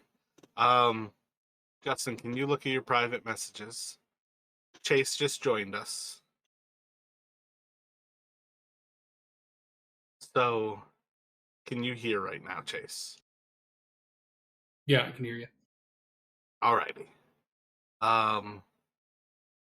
Okay. Justin is Jarek. You know him. You met him last week. Played the entire session with. Larry is Island. You played with him towards the end of last session. And then Chris is rejoining us. He works every fourth week on Sundays. But Chris is playing Taryn, who you kind of met last session. Cool. Sounds good. And Chris, Welcome back. that's Chase, everybody else. We have moved away from the amphitheater. You guys saw that there is an undead T-Rex that lives there. Tried to make some space, get away from there. Heard some stuff happening around you with the Yuan Ti. Saw some kobolds in the morning. They told you to get to work. And you kind of like bullshitted them like, oh, I'm lost some tools. Came back out with the others and they said you're with them now. That they can't really have them or that they need you. So you had like a weird little interaction with some kobolds. And we're now kind of walking away from that as everybody's coming to.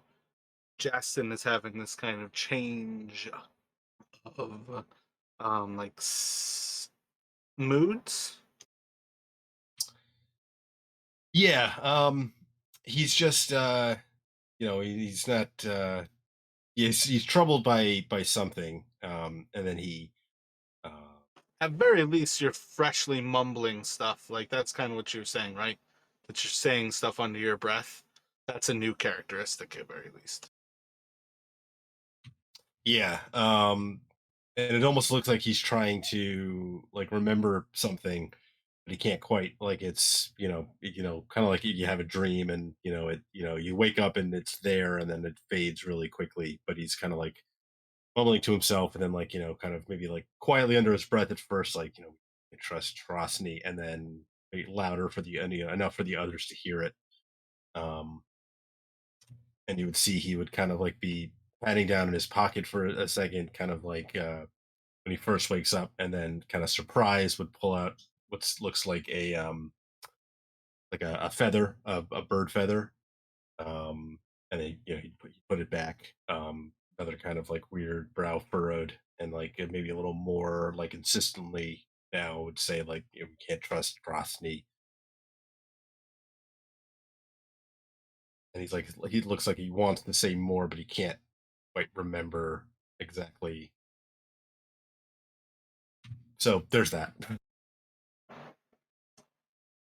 Very least in this initial interaction, Eku is going to kind of turn her attention to Jarek as he kind of comes to this statement and kind of how he shares things with people. She's going to kind of pull you aside for a moment. And I think she has a spell. While I am looking for this, what is going on with the others? How does everybody else kind of react to Justin's or Jarek's quick little mention here? Alan's a little concerned. He seems out of sorts. I'm curious if I can tell if there's something magical going on with him. Like if he's under a spell. Or if it's like a health thing. Well, what are you trying to do? Do you want to do a Arcana check and kind of look over him for magic, medicine, and kind of see? I think Arcana for magic, because that's my instinct here. Gotcha. Roll an Arcana check. There's certainly a magical feel about things. You don't feel kind of a unnatural connection to the weave from him, but it feels magical. But it doesn't seem to be interacting with him. So it's a weird sensation that you can kind of interpret from, your friend here. Yeah, it's like somebody communicated with him magically, but That's still him. Derek, you feeling okay? Physically? Seem a little confused. I feel fine, just strange dreams. Can you describe what the dream was like? I was somewhere else. I spoke with someone. Details are hazy. They will back to me in time, but you call. You remember being told not to trust Rosny. He's a betrayer.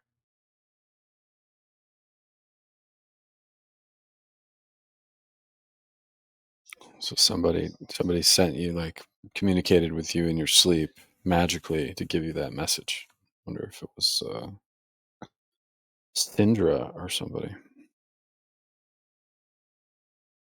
I mean, not to put a hamper on it's, but I'm not really sure if I trust someone sending a message in someone's sleep and not reveal who they are.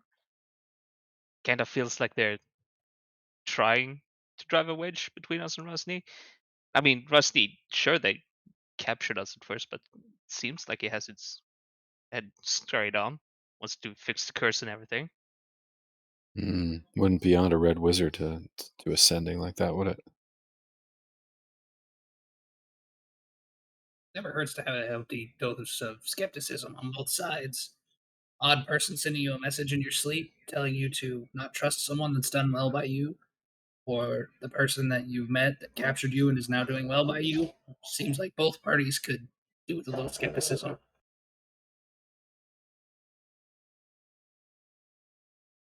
I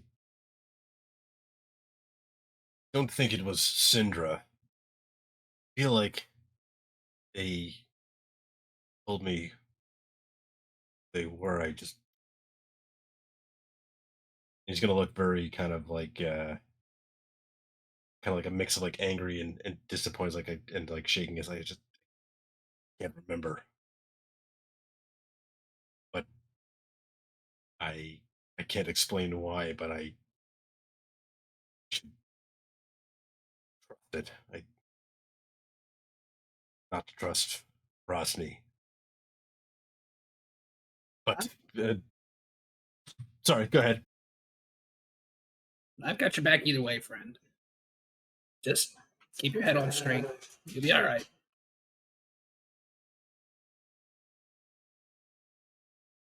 And Jarek will kind of like nod gratefully, like, "Thank you, Zaps," and then kind of like there's like it's almost like he wants to kind of move past this. Let's keep moving. So Sounds good. Eku is still going to kind of pull you to the side for a moment. And she's going to do two things here. You're going to see as she kind of like pulls a bead from her necklace and is going to like start to just kind of like hold it between her fingers before it's going to almost melt into her thumb and her index finger. And she's going to push that like right up to your neck where you're going to feel like a warming sensation. And she is going to cast Bless on you as far as things are going to do. But this is going to be kind of like a centering and like a comforting, like this is going to sink into you and mellow out your feels, just to kind of like calm you. The second thing she's going to do is then going to cast like Detect Evil as she kind of like puts her hand up to your chest and to those like marks she's just put into you. And there's just going to be like a puff of white light from her hand. And then she's going to say in a whisper just to Jarek, You can redream this dream whenever you need. And then she's just going to kind of like walk away. So Jarek will like visibly, kind of relax as she kind of does these ministrations, and um when she says like he can redream this, he will, kind of again kind of, glance down and kind of pat his shoulder, where he had like put the feather away before, um and he'll almost kind of like feel something else kind of pull out, and this time it looks like it's like a flower, an orchid, and then he'll kind of look of recognition in his eyes. He'll put it back, and he'll kind of like uh, nod to Eku and kind of like nod again to himself, and then um, yeah, rejoin the others, looking not as definitely not troubled like he was before. Um, at the moment, still can't remember uh more, but he's thinking he'll maybe he will try and, as like you said, kind of redream the dream when he can. So, as you all kind of have this sink in, have this conversation, and look to actually move on, as Eku's kind of walking away, can I have everybody roll a perception check, please?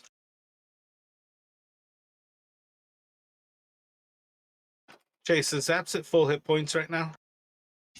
No, he's not. Will you please long rest? I was trying to think whether I clicked it on your character or not. I kind of skipped over it on that recap because it's not important, but again, your armor has a cost for you. You had to take a constitution save, like at the end of the day, just for exhaustion. You did fail it, and you would have been exhausted, but when you sleep, you lose an exhaustion. It's just kind of that extra cost that certain things that you can do, you can build up an exhaustion from the heat. Jarek and Island, the two of you are going to hear just a soft little pat, pat, pat, pat from up on top of the stonework, about 30 or so feet to the west of you all. When you look there, you are going to see a about 6.5 foot tall figure, all in like white fur with different pieces of armor across vital parts of its body, standing up on its hind legs. It has those legs kind of crossed, and there's a bow kind of rests between its arms, but its two hands are just clapping very slowly as it watches you all. And when it sees a little reaction from you, go ahead. I was gonna take a flourishy bow and tip my cap to whoever that is in appreciation for the clapping. So as you spin and bow, you're going to just kind of hear from this creature, "Bravo, bravo." Greetings, friends. I'm glad we could entertain you. Will you come down and talk to us? With kind of like a jump to one vine, down to another, just kind of like jumping across as it kind of climbs down. I think these walls are like 30 feet tall. It'll kind of come down to your level with alacrity. It's very quick in its movements, very sure-footed. You can watch as its claws kind of extend into these vines, but it'll kind of run down to you all and looking a little cross between everyone. Eventually kind of like bring a hand away from like the bowstrings and kind of like reaching out a hand. The bow basically like still in that other hand now. Can we recognize what race this is? This is most certainly another tabaxi. This is a cat covered in white hair. You said he was sticking his hand out. Yep. If Zaps goes to react to it, he'll kind of reach over towards you and probably down to you as he stands. What is it? Probably up to about Jarek's height. I think Jarek's a little taller than Island. Yeah, Zap's seeing him kind of lower the bow and everything. He'll walk over and shake his hand and go, "It's nice to meet you. Thank you for the applause. Can we help you with anything?"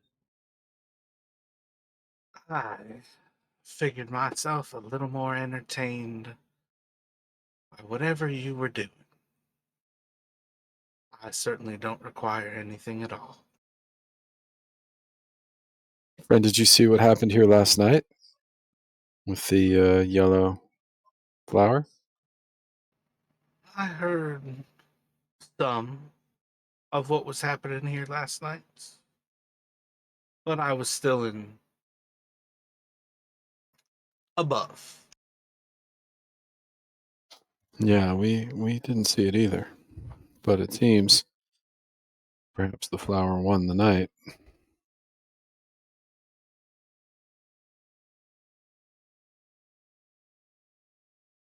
We haven't met too many friendly folk here in Omu. What's your name, friend? And Jarek will introduce himself.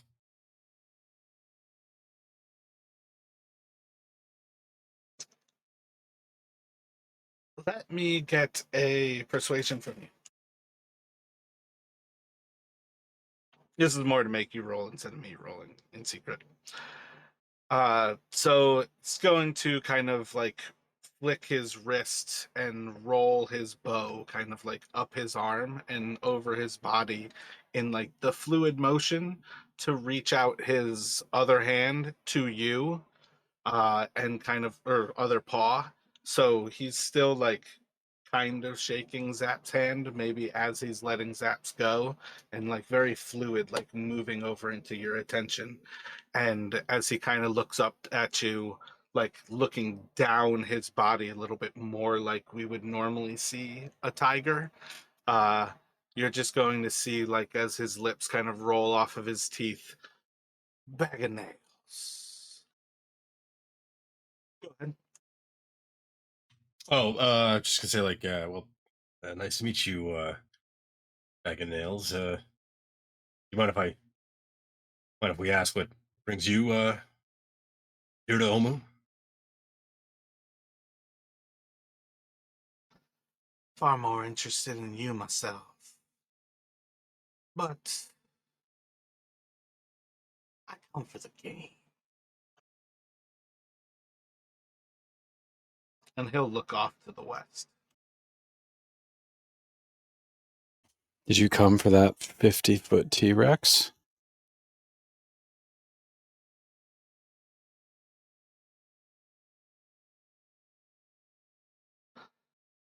I've got eyes on her.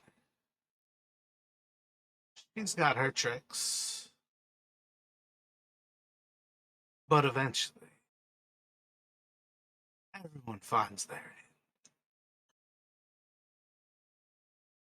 I mean, not to be putting a cramp in your stuff. I'm pretty sure that T-Rex already found its end and then got up from it again. Island's impressed by both comments. Well, that's impressive of you. Mighty appreciable. But you may have to kill more than one thing that's already met its end.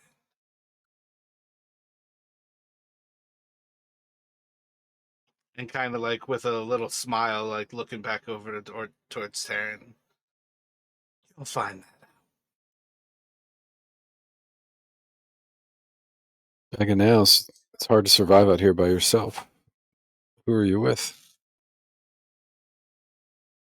You seem to have many friends yourself. We're trying to make friends with everybody. That's our goal. At least everybody who's alive.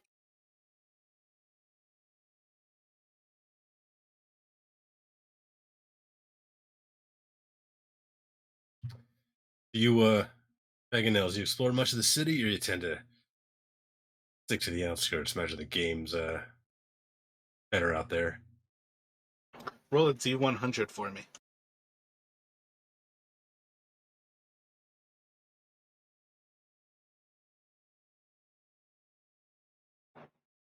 I've seen a good bit of the city. How about yourselves? It's nothing bigger than little lass over here.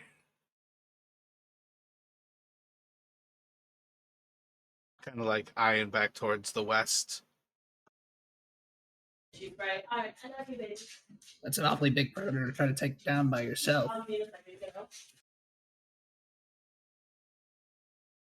Doesn't that make it the best? Well, relatively speaking, everything's bigger than I am, so I'm used to taking down bigger things than myself. But yes, it's kind of nice. Everyone's greater than the last. But if there's always a bigger one, what's the biggest mean?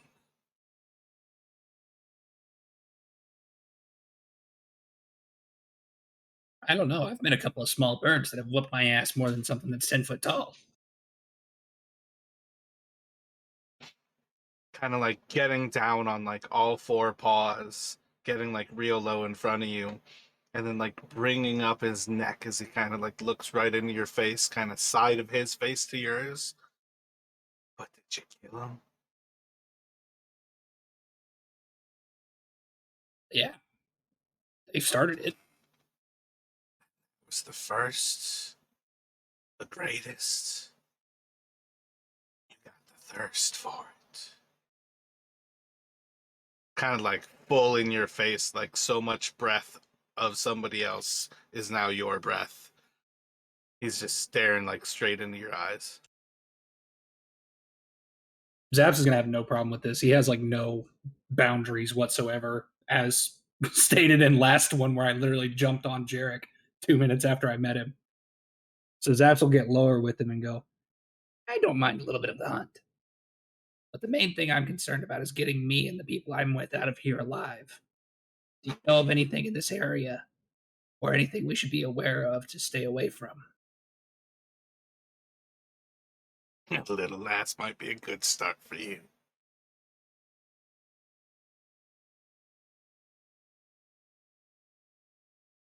Does she do much roaming, or does she usually stay by the amphitheater? Almost hers. We're on her land. Okay, so this thing's just going to be a constant threat no matter what. Well, that's where she seems to sleep. Something else.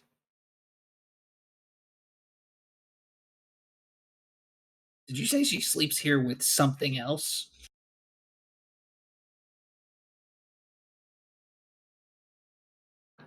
No.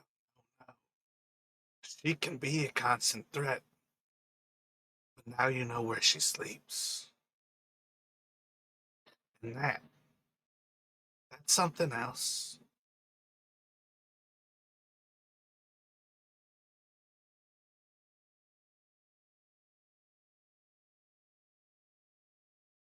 Where does she Well, sleep?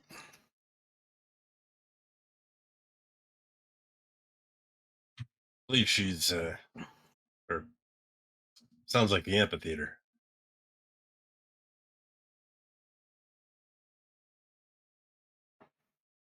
kind of looking over the island, she'll be like, that one gets it.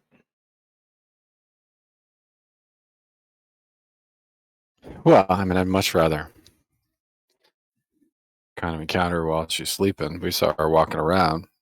I mean, she's undead. Do the undead sleep?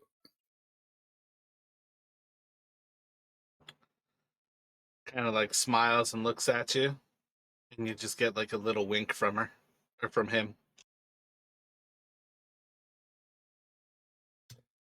May not be fully undead yet, Island. You recall the that necrosis we saw, Taryn described? All right. Dying. So you think she sleeps during the day, comes around at night? That's why we saw her at night. Probably that all makes sense, doesn't it? Wait, did you just say sleeps during the day? Yeah. I feel like that's opposite of what I'm trying to say. Okay. Is that that's where she slept, and that was nighttime. Yeah, like the raptors were there during the day, but they know like night falls, he's coming back. That's her nest. Okay. And most predators have keen senses, so it's the type of thing where, they also, I feel like it's kind of that like dog sensation of your dog will like start running around your house when like dad's heading home from work kind of thing.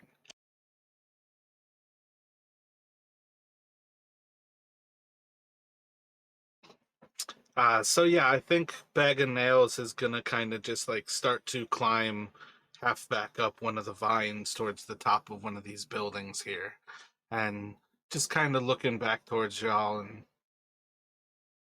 well, don't go having all the fun. And Bag of Nails is going to kind of like start to compress his legs to like leap off back onto the wall. Good hunting, Bag of Nails.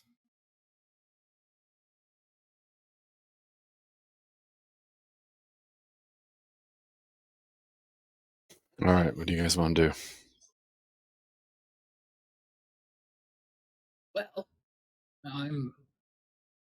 we can continue on our search, or maybe help the kind Bag of Nails if he plans to take down the giant 50-foot tall lizard. But either way,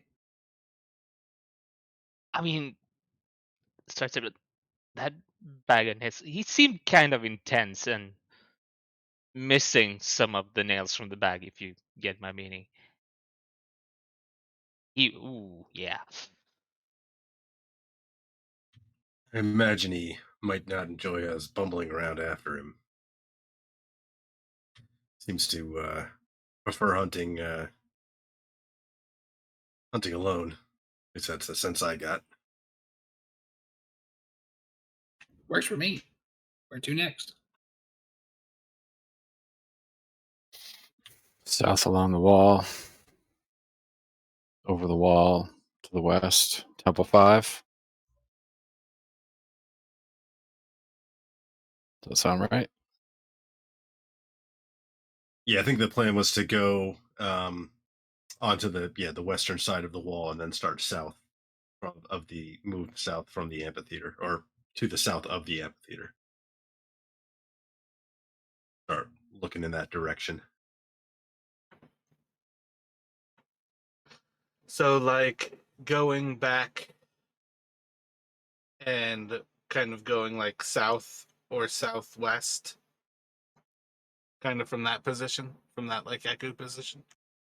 Or did you mean to go to the wall? No, that was my idea. Like go I think like if those are stairs that on that, yeah, down the stairs and then south, southwest.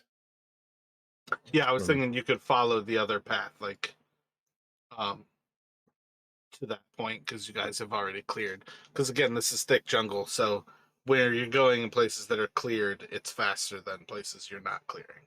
But you can find new stuff when you clear it. Right. Yeah, I was thinking, yeah, take those stairs down because those are the stairs I think we use to get to the amphitheater, and then start southwestish from there.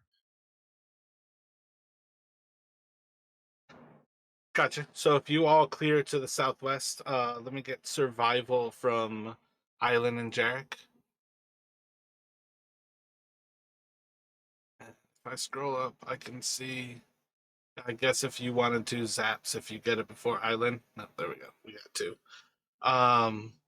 Yeah, so clearing down into that area, you all are going to see a small set of buildings built out of this limestone, connected together, single story.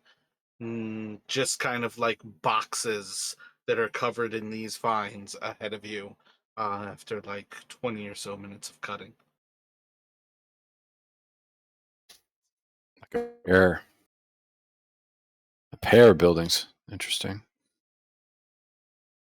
I mean, effectively though, like these are still they're still small structures. They're not necessarily showing up as anything different than like some of these other living buildings. They're like homes, maybe. Yeah. I think you guys have explored enough to recognize these are probably more home style.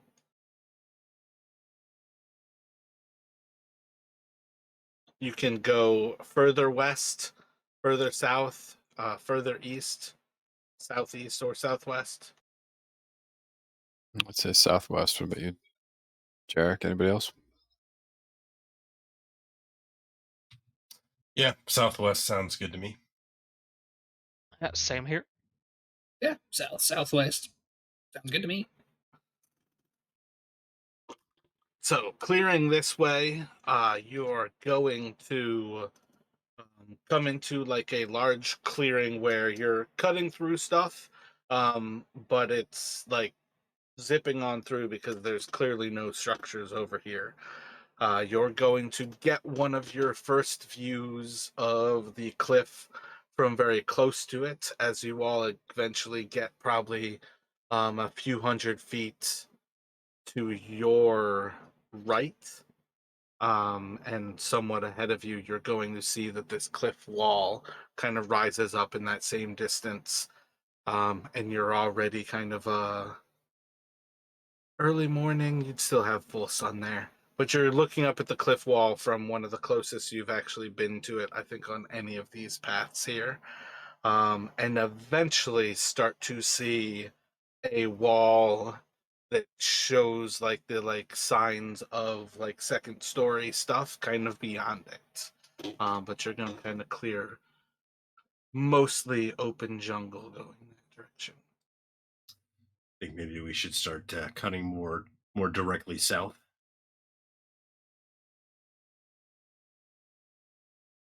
Yeah, I'd say cut straight south till we hit the cliff again, and then from there head southeast and follow the cliff wall till we get back to the main wall and stairs again. Gotcha. So you guys want to ascend this wall and climb to the other side of it? It's probably like 25 feet tall. Not much more than, what is that, like 15 meters?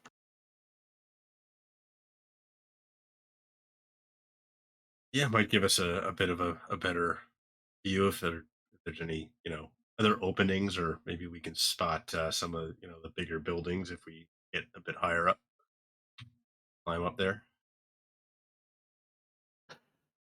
So yeah, you guys can send Taryn up top there with zero problem. If you guys want to split things. If he leads and or follows the group going up for it, let's just go for athletics checks from you all. The wall itself is pretty easy for him to assist you all up. To let me know how you want to do it. Do you want to just go for the scout, going for the athletics? Let's get the athletics from Jarek.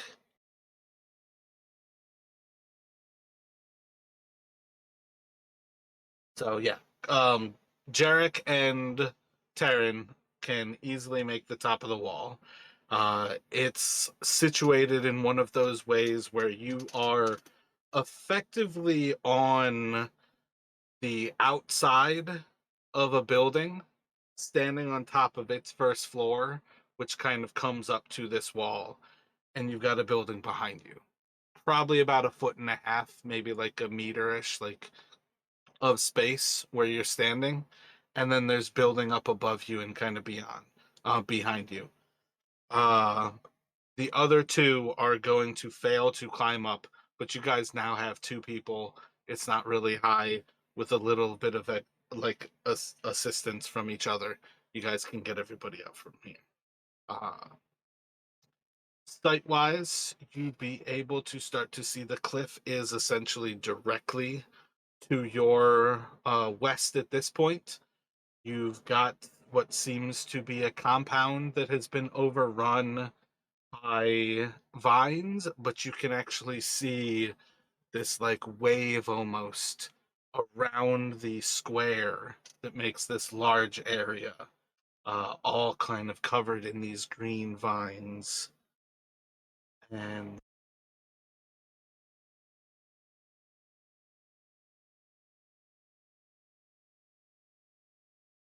that might have been a little bit too much, but you can pretty much see the whole of that square, and basically that there's a large building here in this wall. Seems to be a building that has two other parts. You probably can't see the south yet. That was probably too much. But you guys have a large view from this rooftop.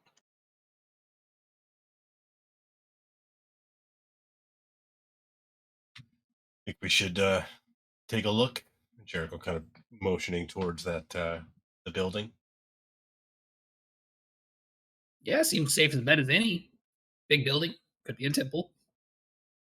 It's got a wall around it. Can we use a pitton and some rope though? I'm not trying to have to scrabble up that wall again, down the wall like I did up the wall.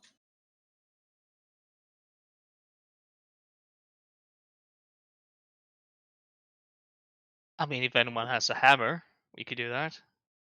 We could lower you down on a rope. On the Yeah, rope I won't guess be there's a stuck. point. Most of the issues here is always going to be how easy it happens, not that it happens. Yeah, like we tie you off. If you fall, we'll catch you. Oh, worst comes to worst, if I fall, I got a plan for that. Oh, Well- I'm just gonna get hurt, so I'll take a rope, safety line, and climb down.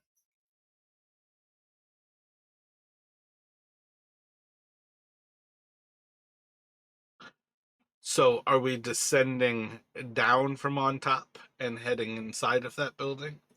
You all can otherwise see like the other end of the wall kind of starts to curve in about 400 feet to the south of you. Looks like there's an entrance right there to that building.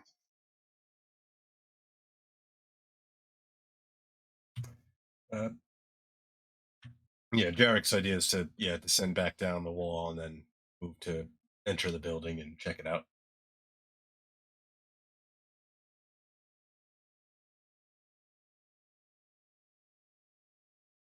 Yeah, I completely agree.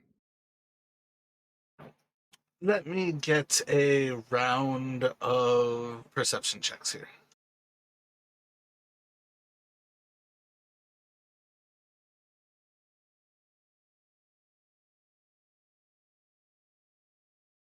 You said we're in direct sunlight, right? Yeah, during the days here, you'll have that. Okay. Yeah, then I'm at disadvantage for all of these perception checks.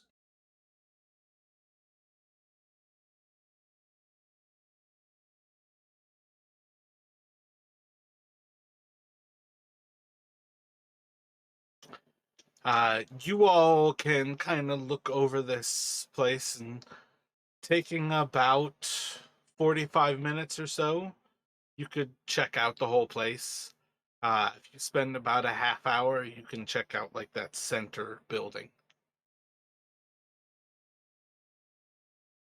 May as well do a full investigation, as Jarek's thinking. Defer to the others, see what they think. Yeah, no, we're here. Let's do it. Island's super into understanding this whole place. Yeah, I completely agree. If we're gonna check this building, check the whole thing. You never know when there could be hidden door or some crazy shit like that. I think I need a D100 from Taryn.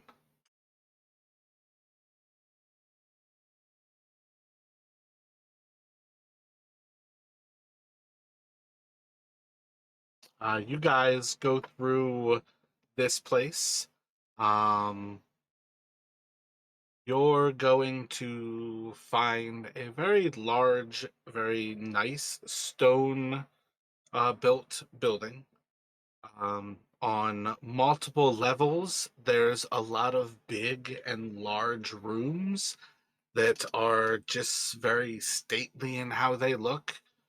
All of it has been started to be consumed by the vines, so it's almost like kind of like a church to like the jungle right now, how these large windows shed these like big points of light around and onto these flowers that have consumed this place.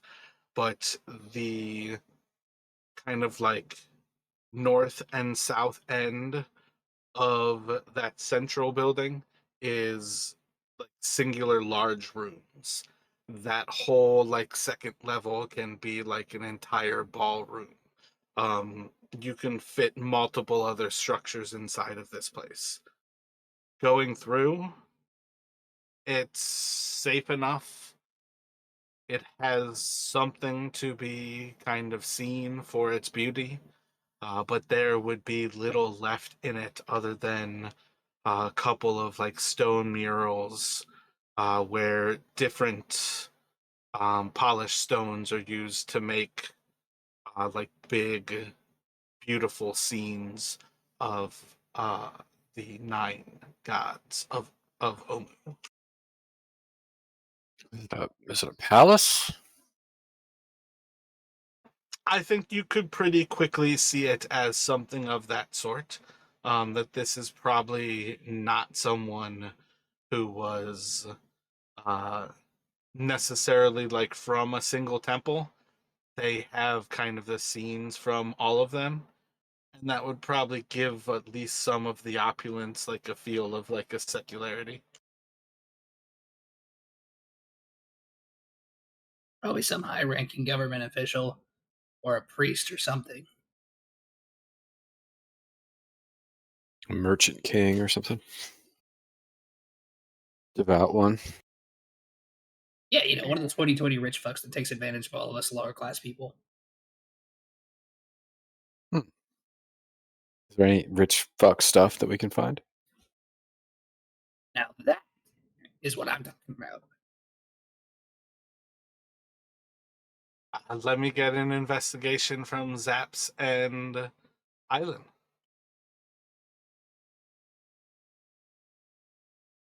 I said every time I try to be greedy, I roll like shit.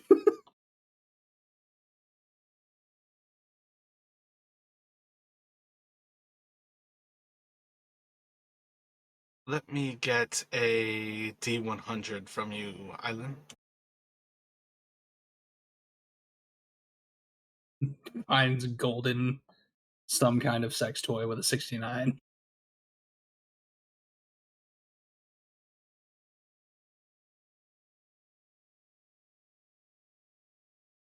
Or falls in a hole and breaks neck? You know, that too, maybe.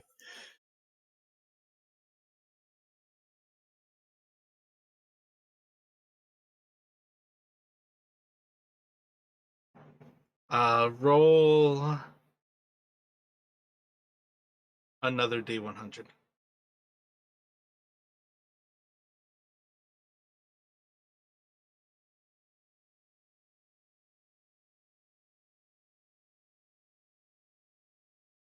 While you are looking through and kind of making sort of an assessment of what this building would mean to a civilization like this, some of the sizes of these rooms, it certainly appears to you that there's signs of riches. There should be signs of riches. And taking a few moments to kind of like think things through and wonder like if there's nothing here, everything was taken.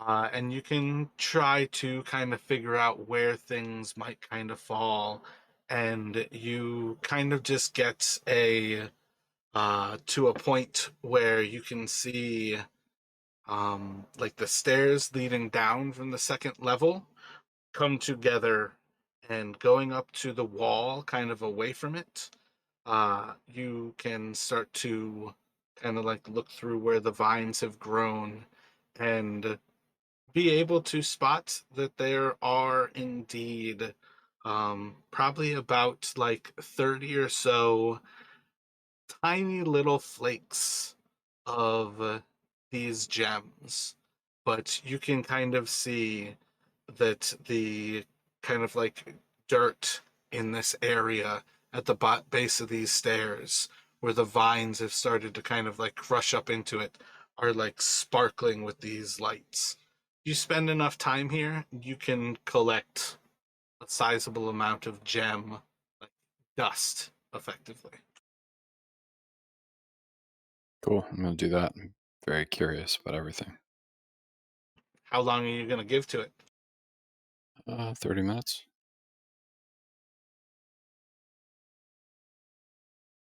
Everybody is down to spend some time here collecting some treasure? Yeah, I'm fine with that. Derek will probably move off to maybe try and like keep a watch, leaving not so interested in the gem dust, but he won't object to spending some time. You're going to protect us? And Zaps, will you be like going through for this gem dust? Oh yeah, I'll definitely stop and help him out if he points it out to me. Gotcha. Let me have the three of you then do a investigation, and then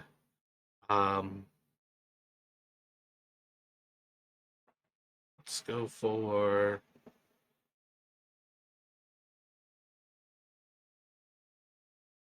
4d6 from Terran, 3d6 from Zaps, and 2 from Island. So we are going to go for that you all are able to collect approximate like what like weight wise is going to come out to 6, like approximately 40 gold. That was topaz. 12 approximately 40 gold rubies, and 8 still approximately 40 gold pearls. All of this is effectively dust though, but like as far as the value goes, so what is that? 240 gold in the topaz. Is that 480 gold in the ruby? And then 320 gold, no, 240 gold in pearl.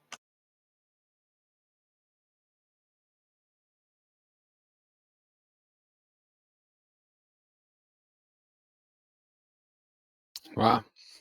Crazy. And gem dust. I'll put that. I'll carry that, guys. Do you mind? Nah, go right ahead. Do we have like a loot list anymore that all this would go on? No, Well, but I think it somebody should has be to on carry people. it. Okay, then I'll carry it.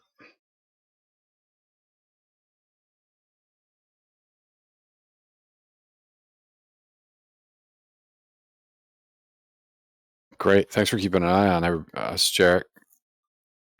Is that it for the building? Like, do we check out the 3 little outbuildings outside and inside the walls? Or is just the big building that we've been in?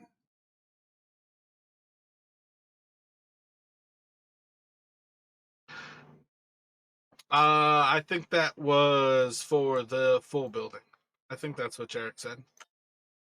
Yeah, I think we took the time, the longer amount of time to essentially search everything, not just that central building. Well, I'd like to go east from here. What about you guys? Somewhere around here, there's a temple. Sounds great to me. I mean, yeah, we could go east and then keep going south if we don't find anything. Yeah, that was kind of my thought. Go east until we find that big wall we came down from again, and then we can find that, follow it south, unless we see something interesting.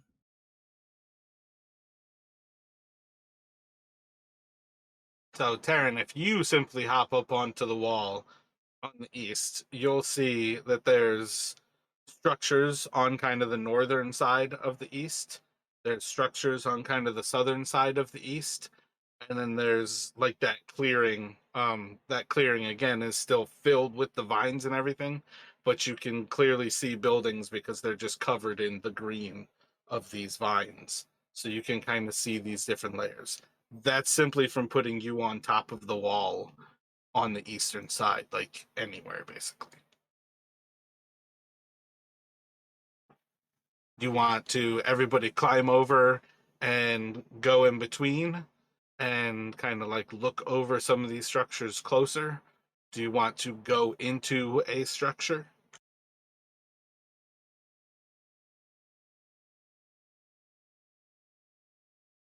I would think take a look at them from the exterior, see if we see anything suspicious on them, and if not, move on. But I'll defer to the rest of you.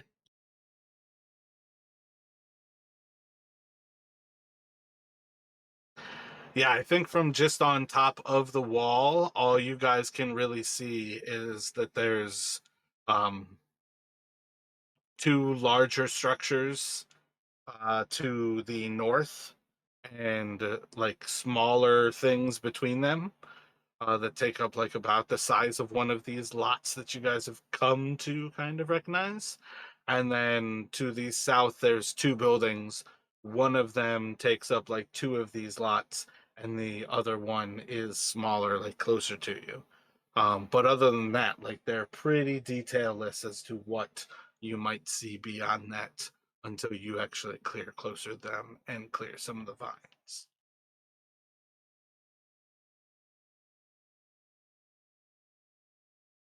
Yeah, I would say maybe we start trying to clear our way south towards the larger buildings. Sounds good to me.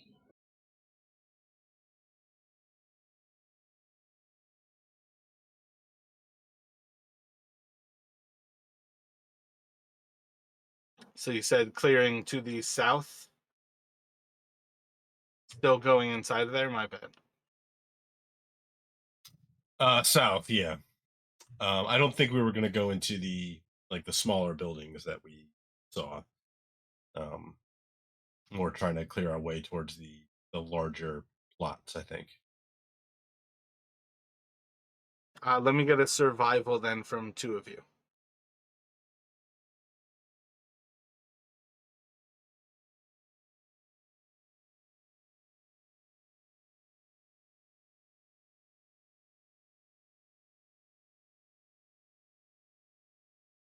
So yeah, you guys can clear through this next bit of the jungle. The first building inside of this or outside of these walls is one of those smaller structures. You can move by it kind of at the speed of clearing things. Getting to the next building, you're going to see just like the full front facade. There doesn't appear to be any wall around the structure, but it does have like a two-story structure to it. Larger building, probably pretty good signs that it's some sort of abode.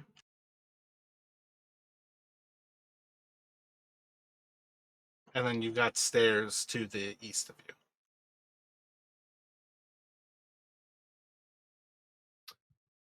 Jarek will suggest maybe we check the bigger building.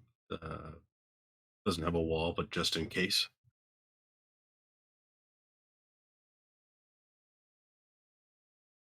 Yeah, I completely agree. Why not? You never know what could or couldn't be a temple around here. Not exactly like they have big signs that go, hey, come through here to worship the god of blank.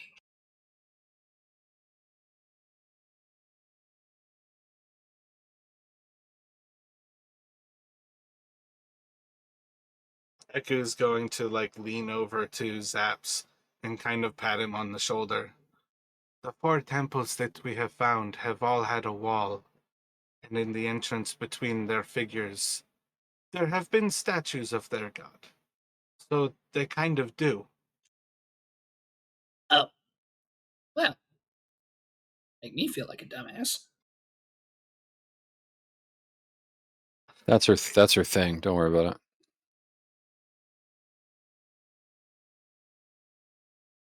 Are She you lives- calling me a dumbass?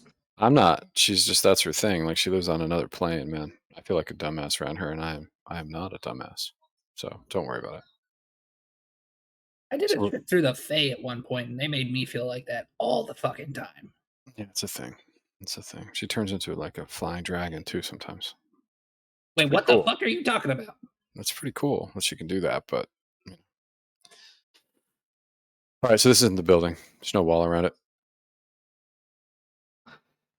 She's just gonna kind of like look back towards Zaps as Island kind of like says, "Don't even worry about it," and just like a quick little like wiggle of her fingers, she's kind of like pointing towards like her temple of her head, and her eyes just kind of looking back down at you. Zaps is definitely gonna be like walking over and like poking her leg, looking for scales and shit. Like, what do you mean a dragon? Hold on now. Like you're poking at her, you can do like a perception check. If you're kind of like poking at the same spot, you could do like an investigation. If you are, No, I feel like Zaps almost is kind of medicine check. I feel like Zaps is definitely gonna check her out and be like, what the hell magically is going on with her? Like he wants to see if she's got any weird vibes around her. You could do an insight check for like vibes. That is a 16.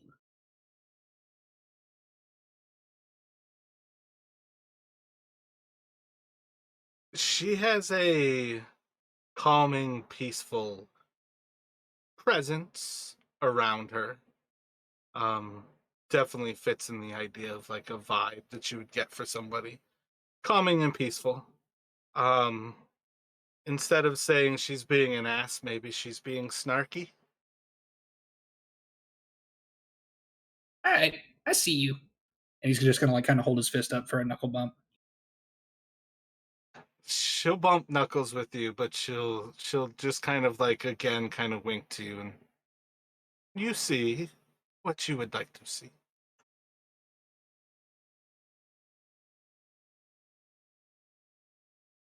Oh, me and you are gonna get along just fine. And I'm gonna go back after Jarek and start heading in whichever direction we're going. So, effectively, like among things, Eku's kind of reminding also everyone else this place doesn't seem to have the structure for it. If you guys would like to search this building, though, let me get an investigation from whoever would like to lead the search. 2 of you, please. I mean, if she's pretty much telling us there's no reason to search it, I don't think we should.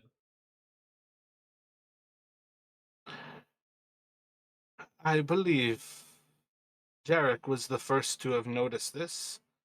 I don't think it has gotten past you that this building is not likely, but you hold hopes for it?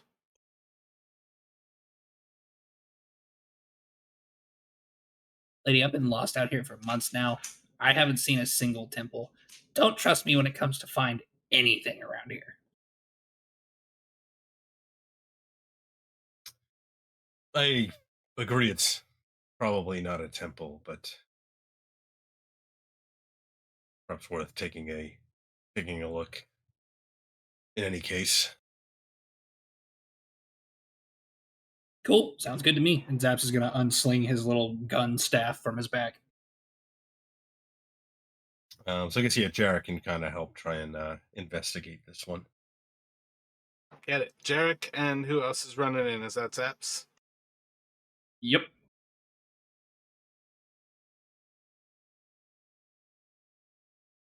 Let me get a D100 from you, Zaps.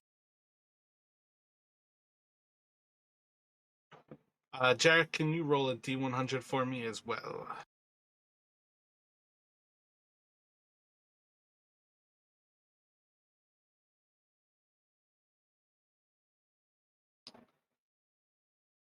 All right.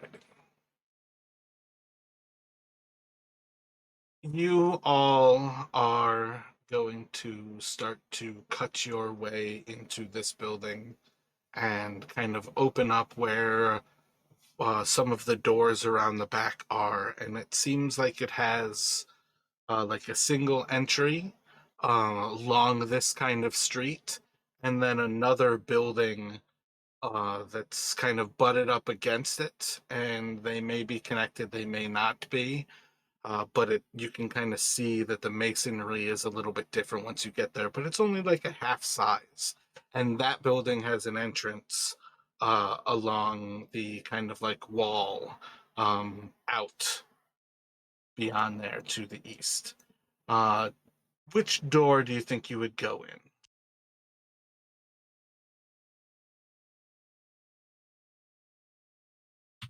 Probably the larger of the two buildings, the entry into. Gotcha. So as you start to kind of like cut out the vines and get to the actual door itself, it's more or less a like punk rotted door with parts of it that were stone. And it was kind of like the stone was sort of just extra there. Like almost done like decoratively. But you still have like the door there, and when you go to like touch it, it's going to pretty much like disintegrate, and the stone parts are just kind of standing in place a little bit towards the base, like a footboard kind of thing, and a little bit towards the top, almost like it was used to bind the wood together. Inside, it is just as filled with vines, and you quickly find yourselves still cutting to make an inch way into this place, where you're going to see the vines have kind of taken this whole big room and kind of like grown up through the center of it and like out around the sides. So this whole thing looks like a big like cyclical donut like on the inside. When the two of you kind of get this first view where there's like an open part of this large room, I need you each to make a perception check. All four or just the two? Just the two right now. Is this 'Cause direct they're sunlight leading. again? Direct sunlight, no? All right, cool. Yeah, I'm really glad I don't have disadvantage on that one. So when you come through to this room, you're going to see an open kind of area here where there's almost like a collection of moisture as if it's pooling at the base of these vines. And you're gaining a little bit of kind of security in the shelter of the walls, but you can still see the light like glinting through the moisture of this liquid across the ground. And Zaps, you're just gonna notice like a little thin wisp of blue smoke that kind of just lingers inside of this room. And you guys are kind of just outside of it, right at the edge of these vines, looking into this chasm of empty space. The others are behind you. Yeah, I'm gonna grab Jarek's pant leg and kind of just stop him as soon as I see that vapor. I don't know if you saw that too, but there's some kind of weird mist in there, and I don't know about you. I don't trust that shit.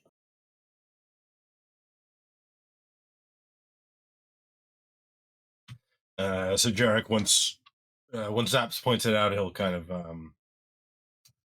like glance, he'll glance in, try to see, it's like, and then he'll you know, after a moment, something will come to him, and he'll nod and like, yeah, perhaps we should leave.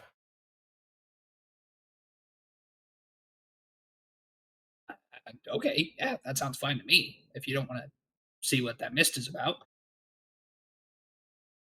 or if you know what the hell that is and we need to haul ass out of here. But when I think it is, we should stay away from it. Sounds good to me. Zaps is going to turn around and kind of just like wave his finger at everybody and point towards the way we came.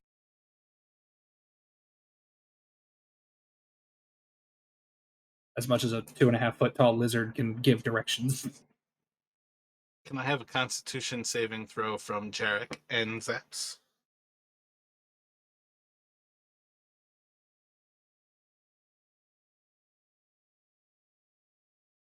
So, as you all turn around and head out of here, you can clear back off to this area. You have these stairs to your right. The rest of this building, but you probably don't necessarily want to go into that side door. And the other side of the street, one of the buildings might have a wall, but you're certainly on the south side of the wall. There's no entryway to the north of you. How tall is that wall? Yeah, 20, 25 feet. Can I use my... So I can use Misty Step for a spell action, but I also get it free once per day. Can I just use my freebie and jump up there and see what I see? Taryn, make a insight check.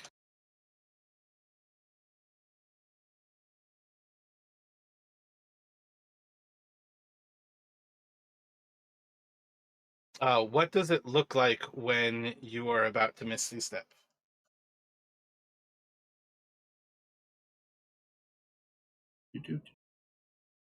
Sorry, give me just a sec. I'm going to link it real quick. Oh, no, I want you to describe it. I feel like Misty Step is a reaction, so it's hard to say that Taryn can stop you, but Taryn's definitely going to notice, and I'm just curious what it looks like that he's noticing. I am briefly surrounded by silvery mist, and I teleport up to 30 feet to an unoccupied space, and it's a bonus action. But what do you do? Is that all, as far as you're going to flavor it? Like, that's all it is it's simply like a mental, and you're going to disappear in the silver and... No, Zaps is going to stand up, and before he does it, his eyes will kind of roll back, and you'll see him turn almost like a really deep blue with white flecks in them as he takes like a screwdriver or something out of his pocket and brings it down in front of him. There's like almost a tear in reality that opens up, and he goes to step through it. All right, let me get a dexterity check from Taryn.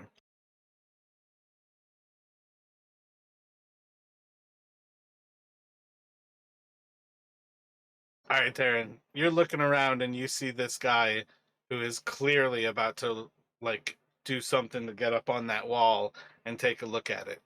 You're like looking at that wall and you're like, I can get there faster.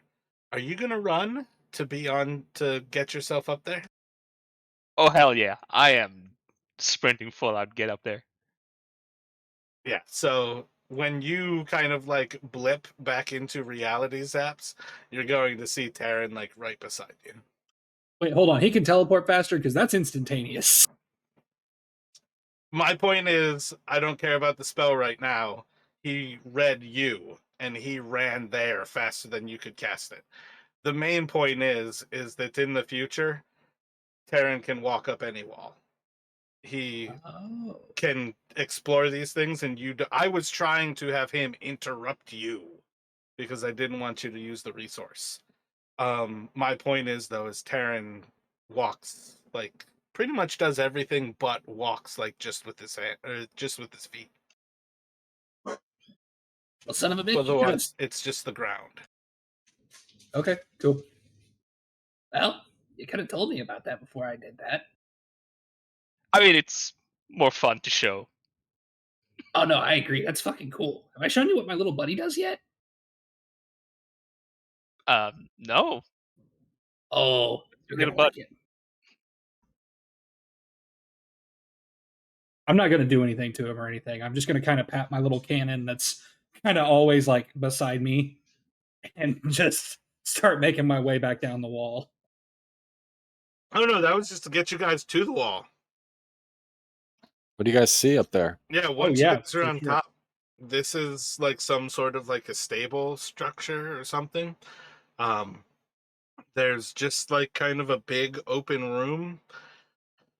Perhaps this is one of the few places that like didn't get a roof, but nothing seems to be kind of collapsed inside. They had to have been storing something kind of outside, perhaps a garden.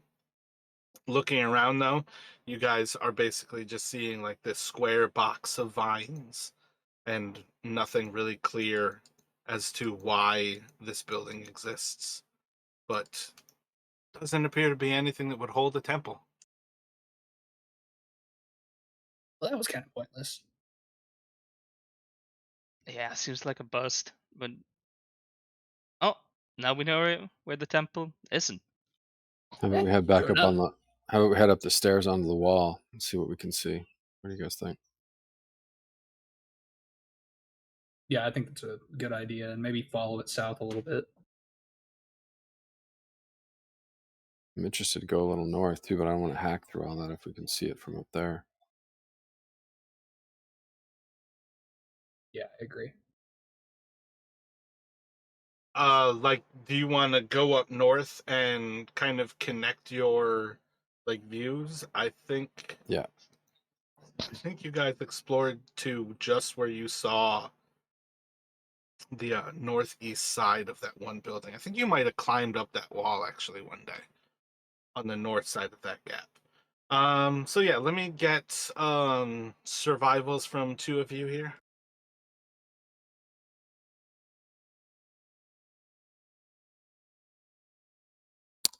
Zaps, if you want to go for it this time. Good bonus, bad roll. Seems like my thing.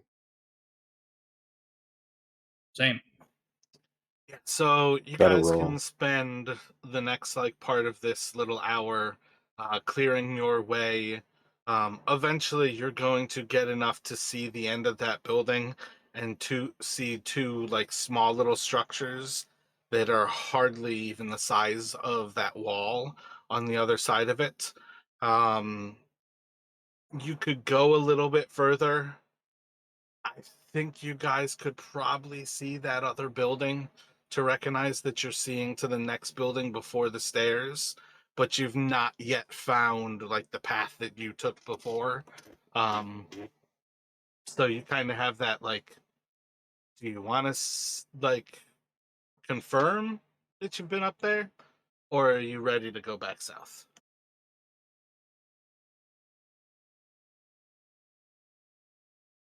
We have a pretty good sense that there's not a temple in that just to the north of our token. Then I want to go back south. Yeah, I totally agree. Let me get another round of survivals here. I just keep going because my bonus is awesome, but my rolls are terrible. So if you guys Listen, want to go, the you should 2 foot do it. tall lizard did better than you this time. Yeah, no, good job. Well done. Most of the time you guys don't really have to roll high for these. It's more just to give me a sense of like how successful, fast, extra slow you might be. Yeah, so this next section you guys are going to start to clear. You're back up on top of this stone structure. I've used the words, I think you guys would have a kind of sense of it. This is literally highways to get up and away from the places where people lived and move quickly around the city. Many of these had stairways 200 to 400 feet away. In some of your clearing, that is basically like 15 minutes to like a half hour of clearing through this jungle, kind of sets between these stairs. This kind of go about it, you guys are going to spend like 15 minutes not seeing anything as far as stairs wise. You've got a couple of smaller square structures, roughly like the height of the actual highway here, to the east, and to the west, that one structure that had the mist in it and that like vine donut has like a southern portion that kind of extends off on it. That's what you see in 15 minutes. Continuing forward. Yeah. Yeah, I would definitely say yes. So pushing forward another like 15 or so, you are going to see a long square building that's large, or long rectangular building rather, to the east of you. No walls around it, no second story, very flat, just seems to be like a square box of vines, effectively to your view. To the west of you, there's a big open part of just kind of greenery. I think this is actually meant to be a little bit of kind of a cliff face before this next side of a building kind of comes up, and this one is going to be over your heads, probably about 2 or so stories. But you're going to see this building that is pretty much just a square, like tower of vines, and signs that there's a building next to it to the south, but it's smaller, maybe by about half that height. Anybody else want to check out the giant grass tower, or Yeah, 2 stories is a good sign. 2 stories above this wall that we're walking on is a pretty big sign. Something's cool going on there.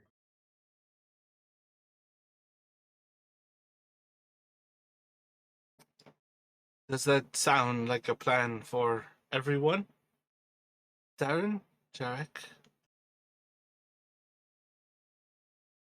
And yeah, let's check it out.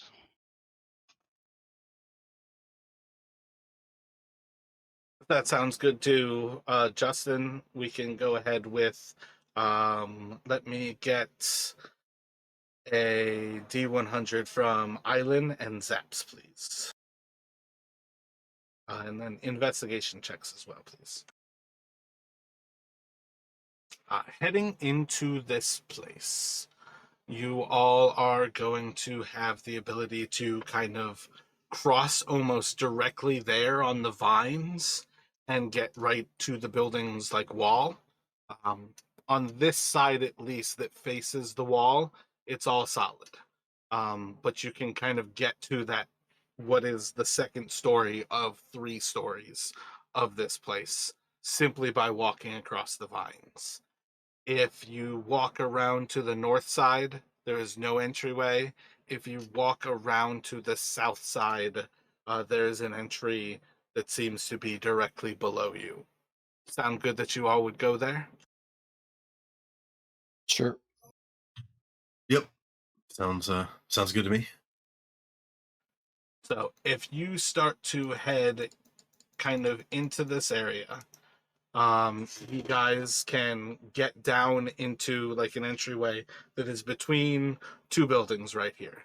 The tall building that leads up is to the north of you now, and you've got like a small, almost like stone structure that continues on to the south of you.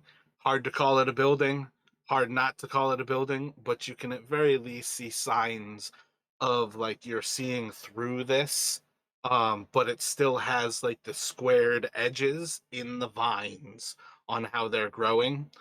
Perhaps part of their growth crumbled some of that structure, perhaps something else, but it's kind of a unique view, like through a building almost. Going into the building that you guys were originally coming across for, you get into this large square built room covered in vines. They go up the wall, and there seems to be a point where in the northeast they're growing through a part of the floor. And Zaps would be able to see that there's like a ladder up and like through that area. The ladder's fallen down. The area seems covered in vines, like coated in vines. But you guys could basically, if you wanted to, put that ladder up there, cut out the vines, crawl through to the second level. What do you think, Taryn? Yeah, let's do it. I'll hold the ladder for you. Oh, thank you. Let me have you roll a d6 for me, Taryn. Zaps would definitely go up the ladder behind him, just FYI. I'm still here, my bad. Alrighty. Roll. Was it I had to do the first d6? Roll one more d6 for me here, Chris. Oh, good time to roll high. So as you kind of come through this top little area into this next level of this building, you're very quickly going to see a plant that's kind of like grown in the crux of the vines that had previously grown through here. And you're like chopping up towards it, so it's almost like right up above you as you like climb onto the second story, and you just kind of see these little leaves. If you would like, these are leaves that are familiar to you in that if you consume about like an ounce of these in various ways, they have healing effects to them. And if you'd like, you can collect them. Oh, I'd like to collect them then. So you can collect 6 ounces of manga leaves. And if you ingest 1 ounce of these, you regain 1 hit point. As far as things go, it's an obscure way to heal, but it gives you an option. Let's see, how many hit points did you say it was? I think It's it's one. effectively 6 doses of 1 hit point. Oh, okay. 6 doses, 1 hit point. Yeah, okay, thank you. I mean, hey, 6 hit points Ah, is the difference between life and death. That's weird. It says it calls this out as like an unhealthy bush. That seems weird. Chris, Maybe they're roll. addictive.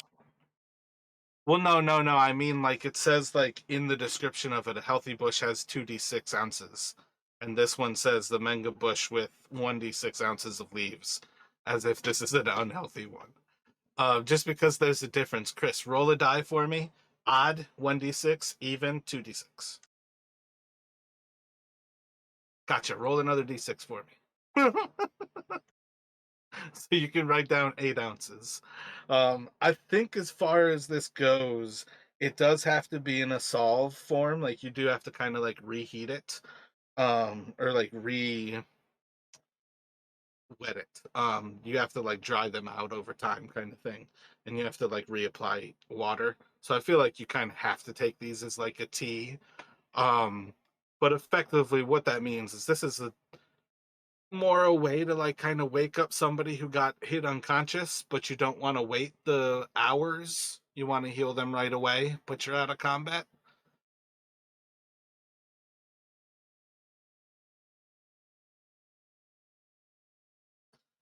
As far as the rest of this room goes, there's not necessarily much surprising to it, but there is another area that you see on kind of the opposite southwestern corner where the vines have crushed through the ladder and have kind of like grown through that area.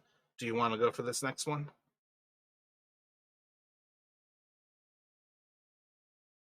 So yeah, might as once Taryn kind of shows us what he found, maybe might be worth looking. Let me have you roll a d100 for me, Jarek. He's also thinking like, if this is this might be a place that we can if we want to try and keep an eye out for like a place that we might be able to camp for a night, we can, if it's seems like it's sturdy enough, the second floor, we could camp up there, take away the ladder, essentially try and, stay out of sight kind of thing.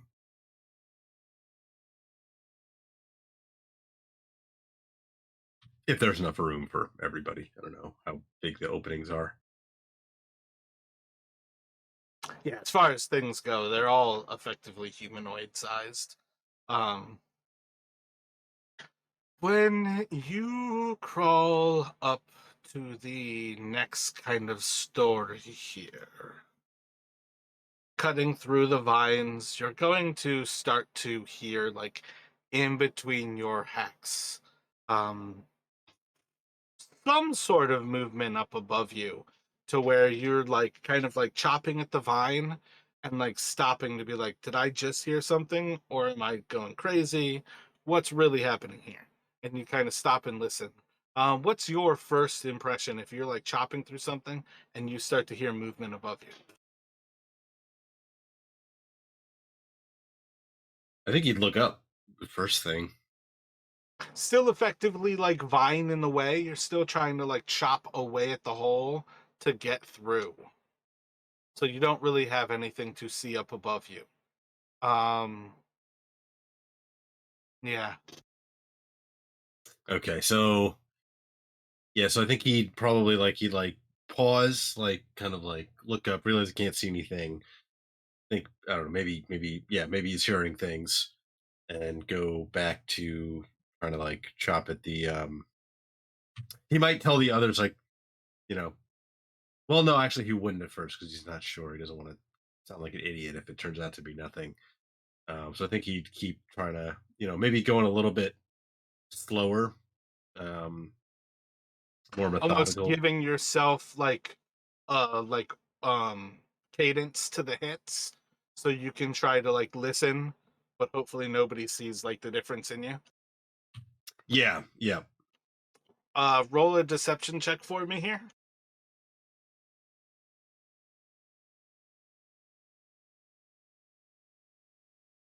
So I don't know if the others care or not, but most all of them would certainly like recognize that like you're almost like nervously swinging. Perhaps they don't get that their cadence has changed, but something about you probably looks weird to everybody. Zaps will kind of walk up and look at him and be like, you okay there, buddy? While Zaps is speaking to you, you're listening for these voices and or for this movement, and you can hear like whispering voices, and you're like straining to try to hear it, but you're also trying not to show like anything's weird, and Zaps is asking a question, so what the hell's going on?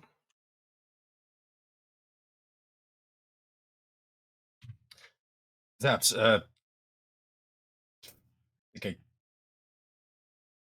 thought I heard something. Yeah,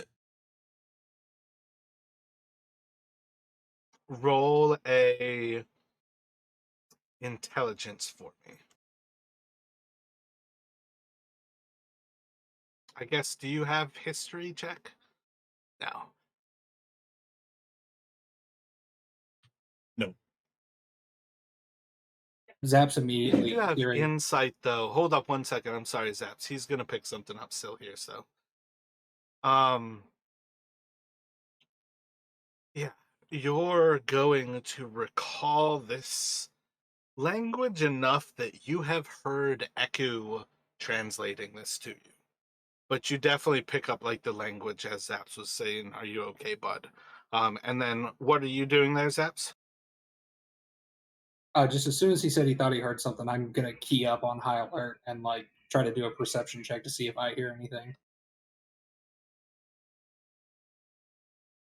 You can roll a perception check, but probably going disadvantage here. It's gonna be a big old 8.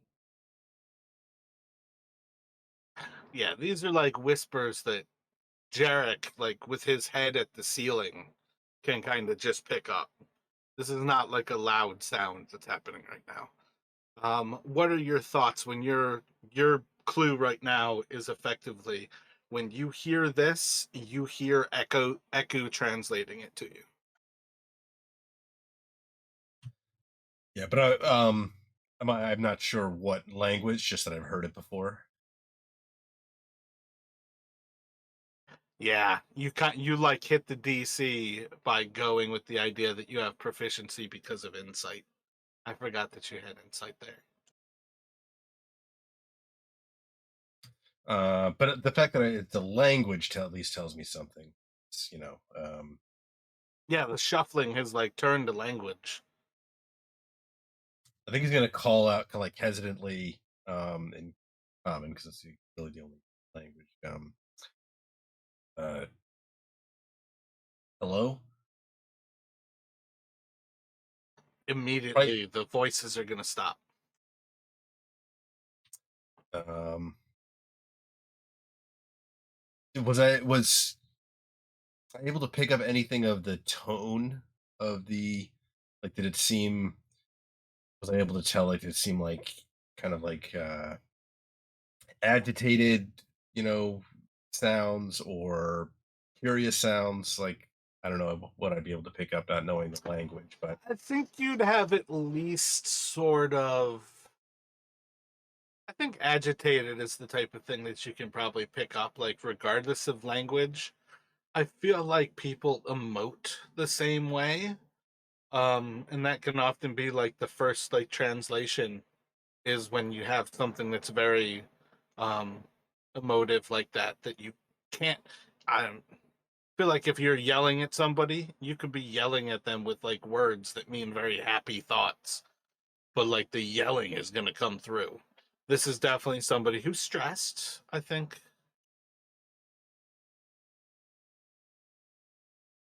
yeah, so Jarek is thinking maybe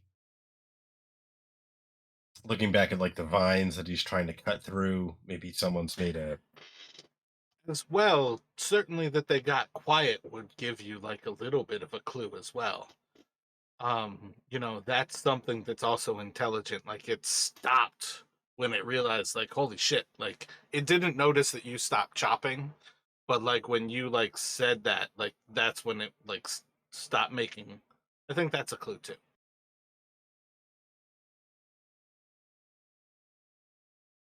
right. I know Jarek's thinking maybe this, whoever these things are, they've, if they're inhabiting this space, um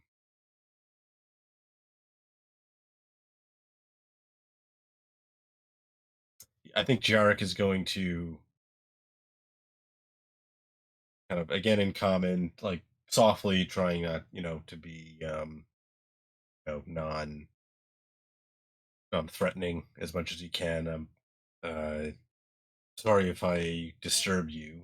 Doesn't, probably can't understand what he's trying to get across with like the tone of his voice.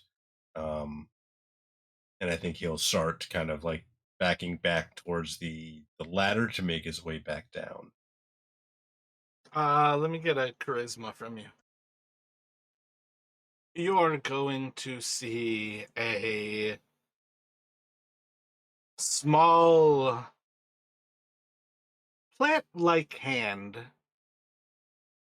like three little fingers kind of like wrap around like the kind of natural part of the ground right around where you were swinging. As you kind of like step away, you'll see like the first of these fingers kind of come around that area. And then shortly after, three more little fingers kind of wrap around to the left of that. And then you're going to see very slowly as like just a few little kind of like grass-like hairs almost hang down the edge, and you're going to see this very long forehead start to show up that's almost like a soft green, kind of like lichen kind of look to it. Big bulging eyes before you see the full face of one of these little veggie pygmies that you guys have come in contact with a few times, and it kind of like peeks out of the edge. Doesn't have any language to speak to you. It says something in this language. You can't really hear it. Um, but on some level, it seems to be responding to you. Um, and while you see this, Jarek, Zaps would 100% kind of like being like kind of on the ready, also see like this slowly like peeking out creature. I think anybody else who was close enough might see something after you guys react.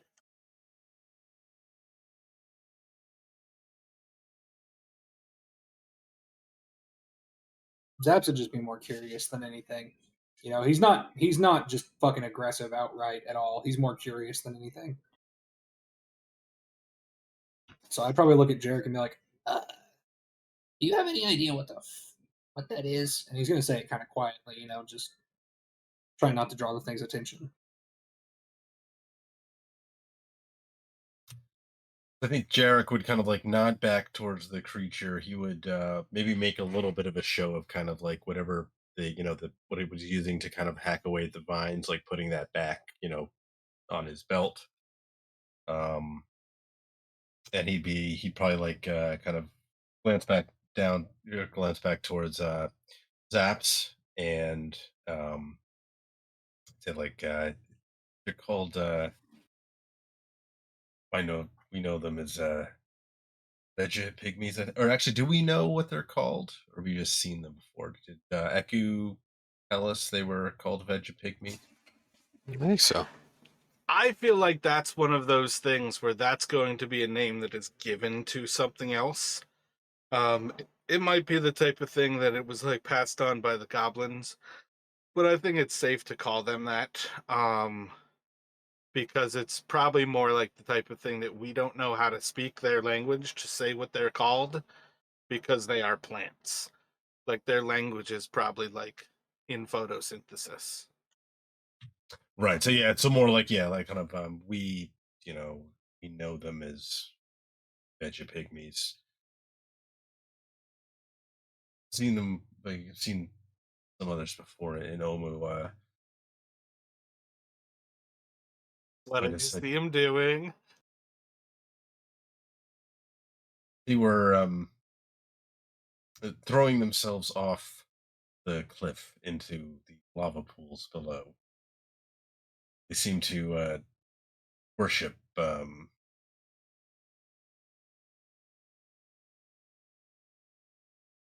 think it was one of the I forget now. Frog God. They told you all. If it's simply that Justin forgot, but like you guys want to tell them, I don't think there's any reason it was like a day ago that your characters would have forgotten this. Or 2 days ago, I guess, really. But the Veggie pygmies that you have met here claim to exist because of whatever crashed into Omu and created that lava pit.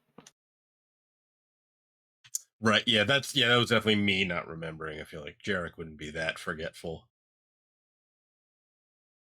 Yeah, so like that then on some level should bring into question the other Veggie pygmies we've met. Are those also from here? But yeah, that's kind of like their potential origin is that worship they worship that like lava as a god.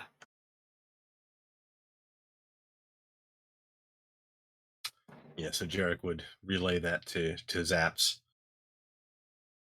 I don't think they're seem to want to hurt me. Wait, Echo speaks their language, right? Echo's with us, right? She is indeed. Echo, can you come help us out up here real quick, please? You can certainly send her up there to translate. Can you just tell these little guys we mean no harm and we didn't mean to startle them, and ask them if they've seen a temple anywhere nearby? Roll a persuasion. 17. I think after a few moments of Eku kind of like translating between them back to you all, kind of like passing this thought like you didn't mean to scare them.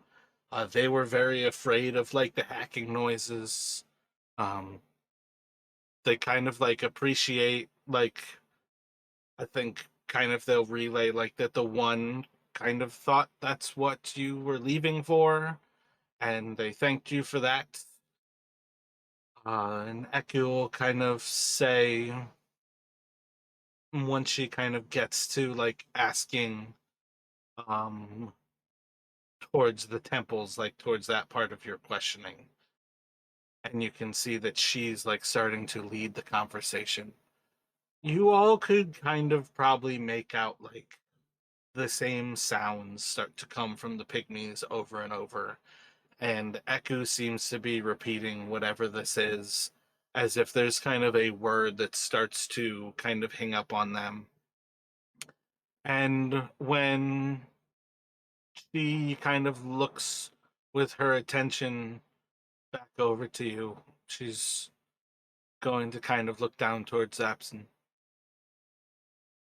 Their mind seems to become very singular if we start to talk about the temples. But with temples, they claim the lava.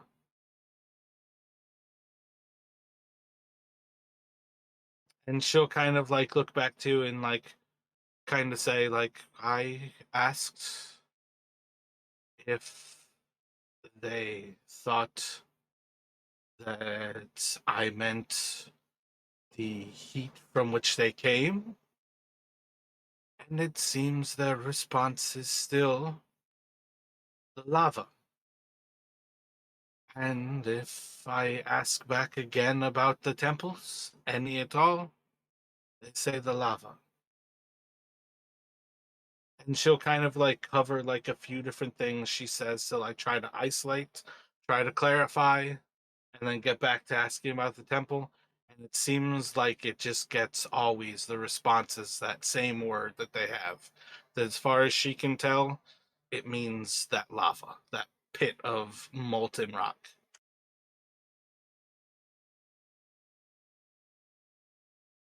Well, thank you for trying. She'll kind of like nod back to you.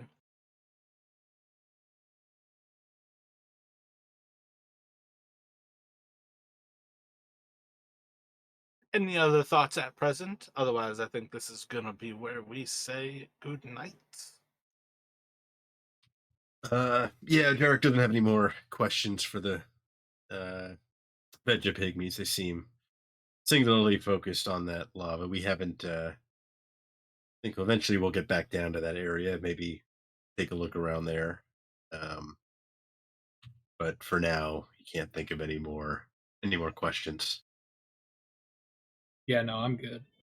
We'll kind of pick up here next week with you all kind of searching around and clearing through Omu.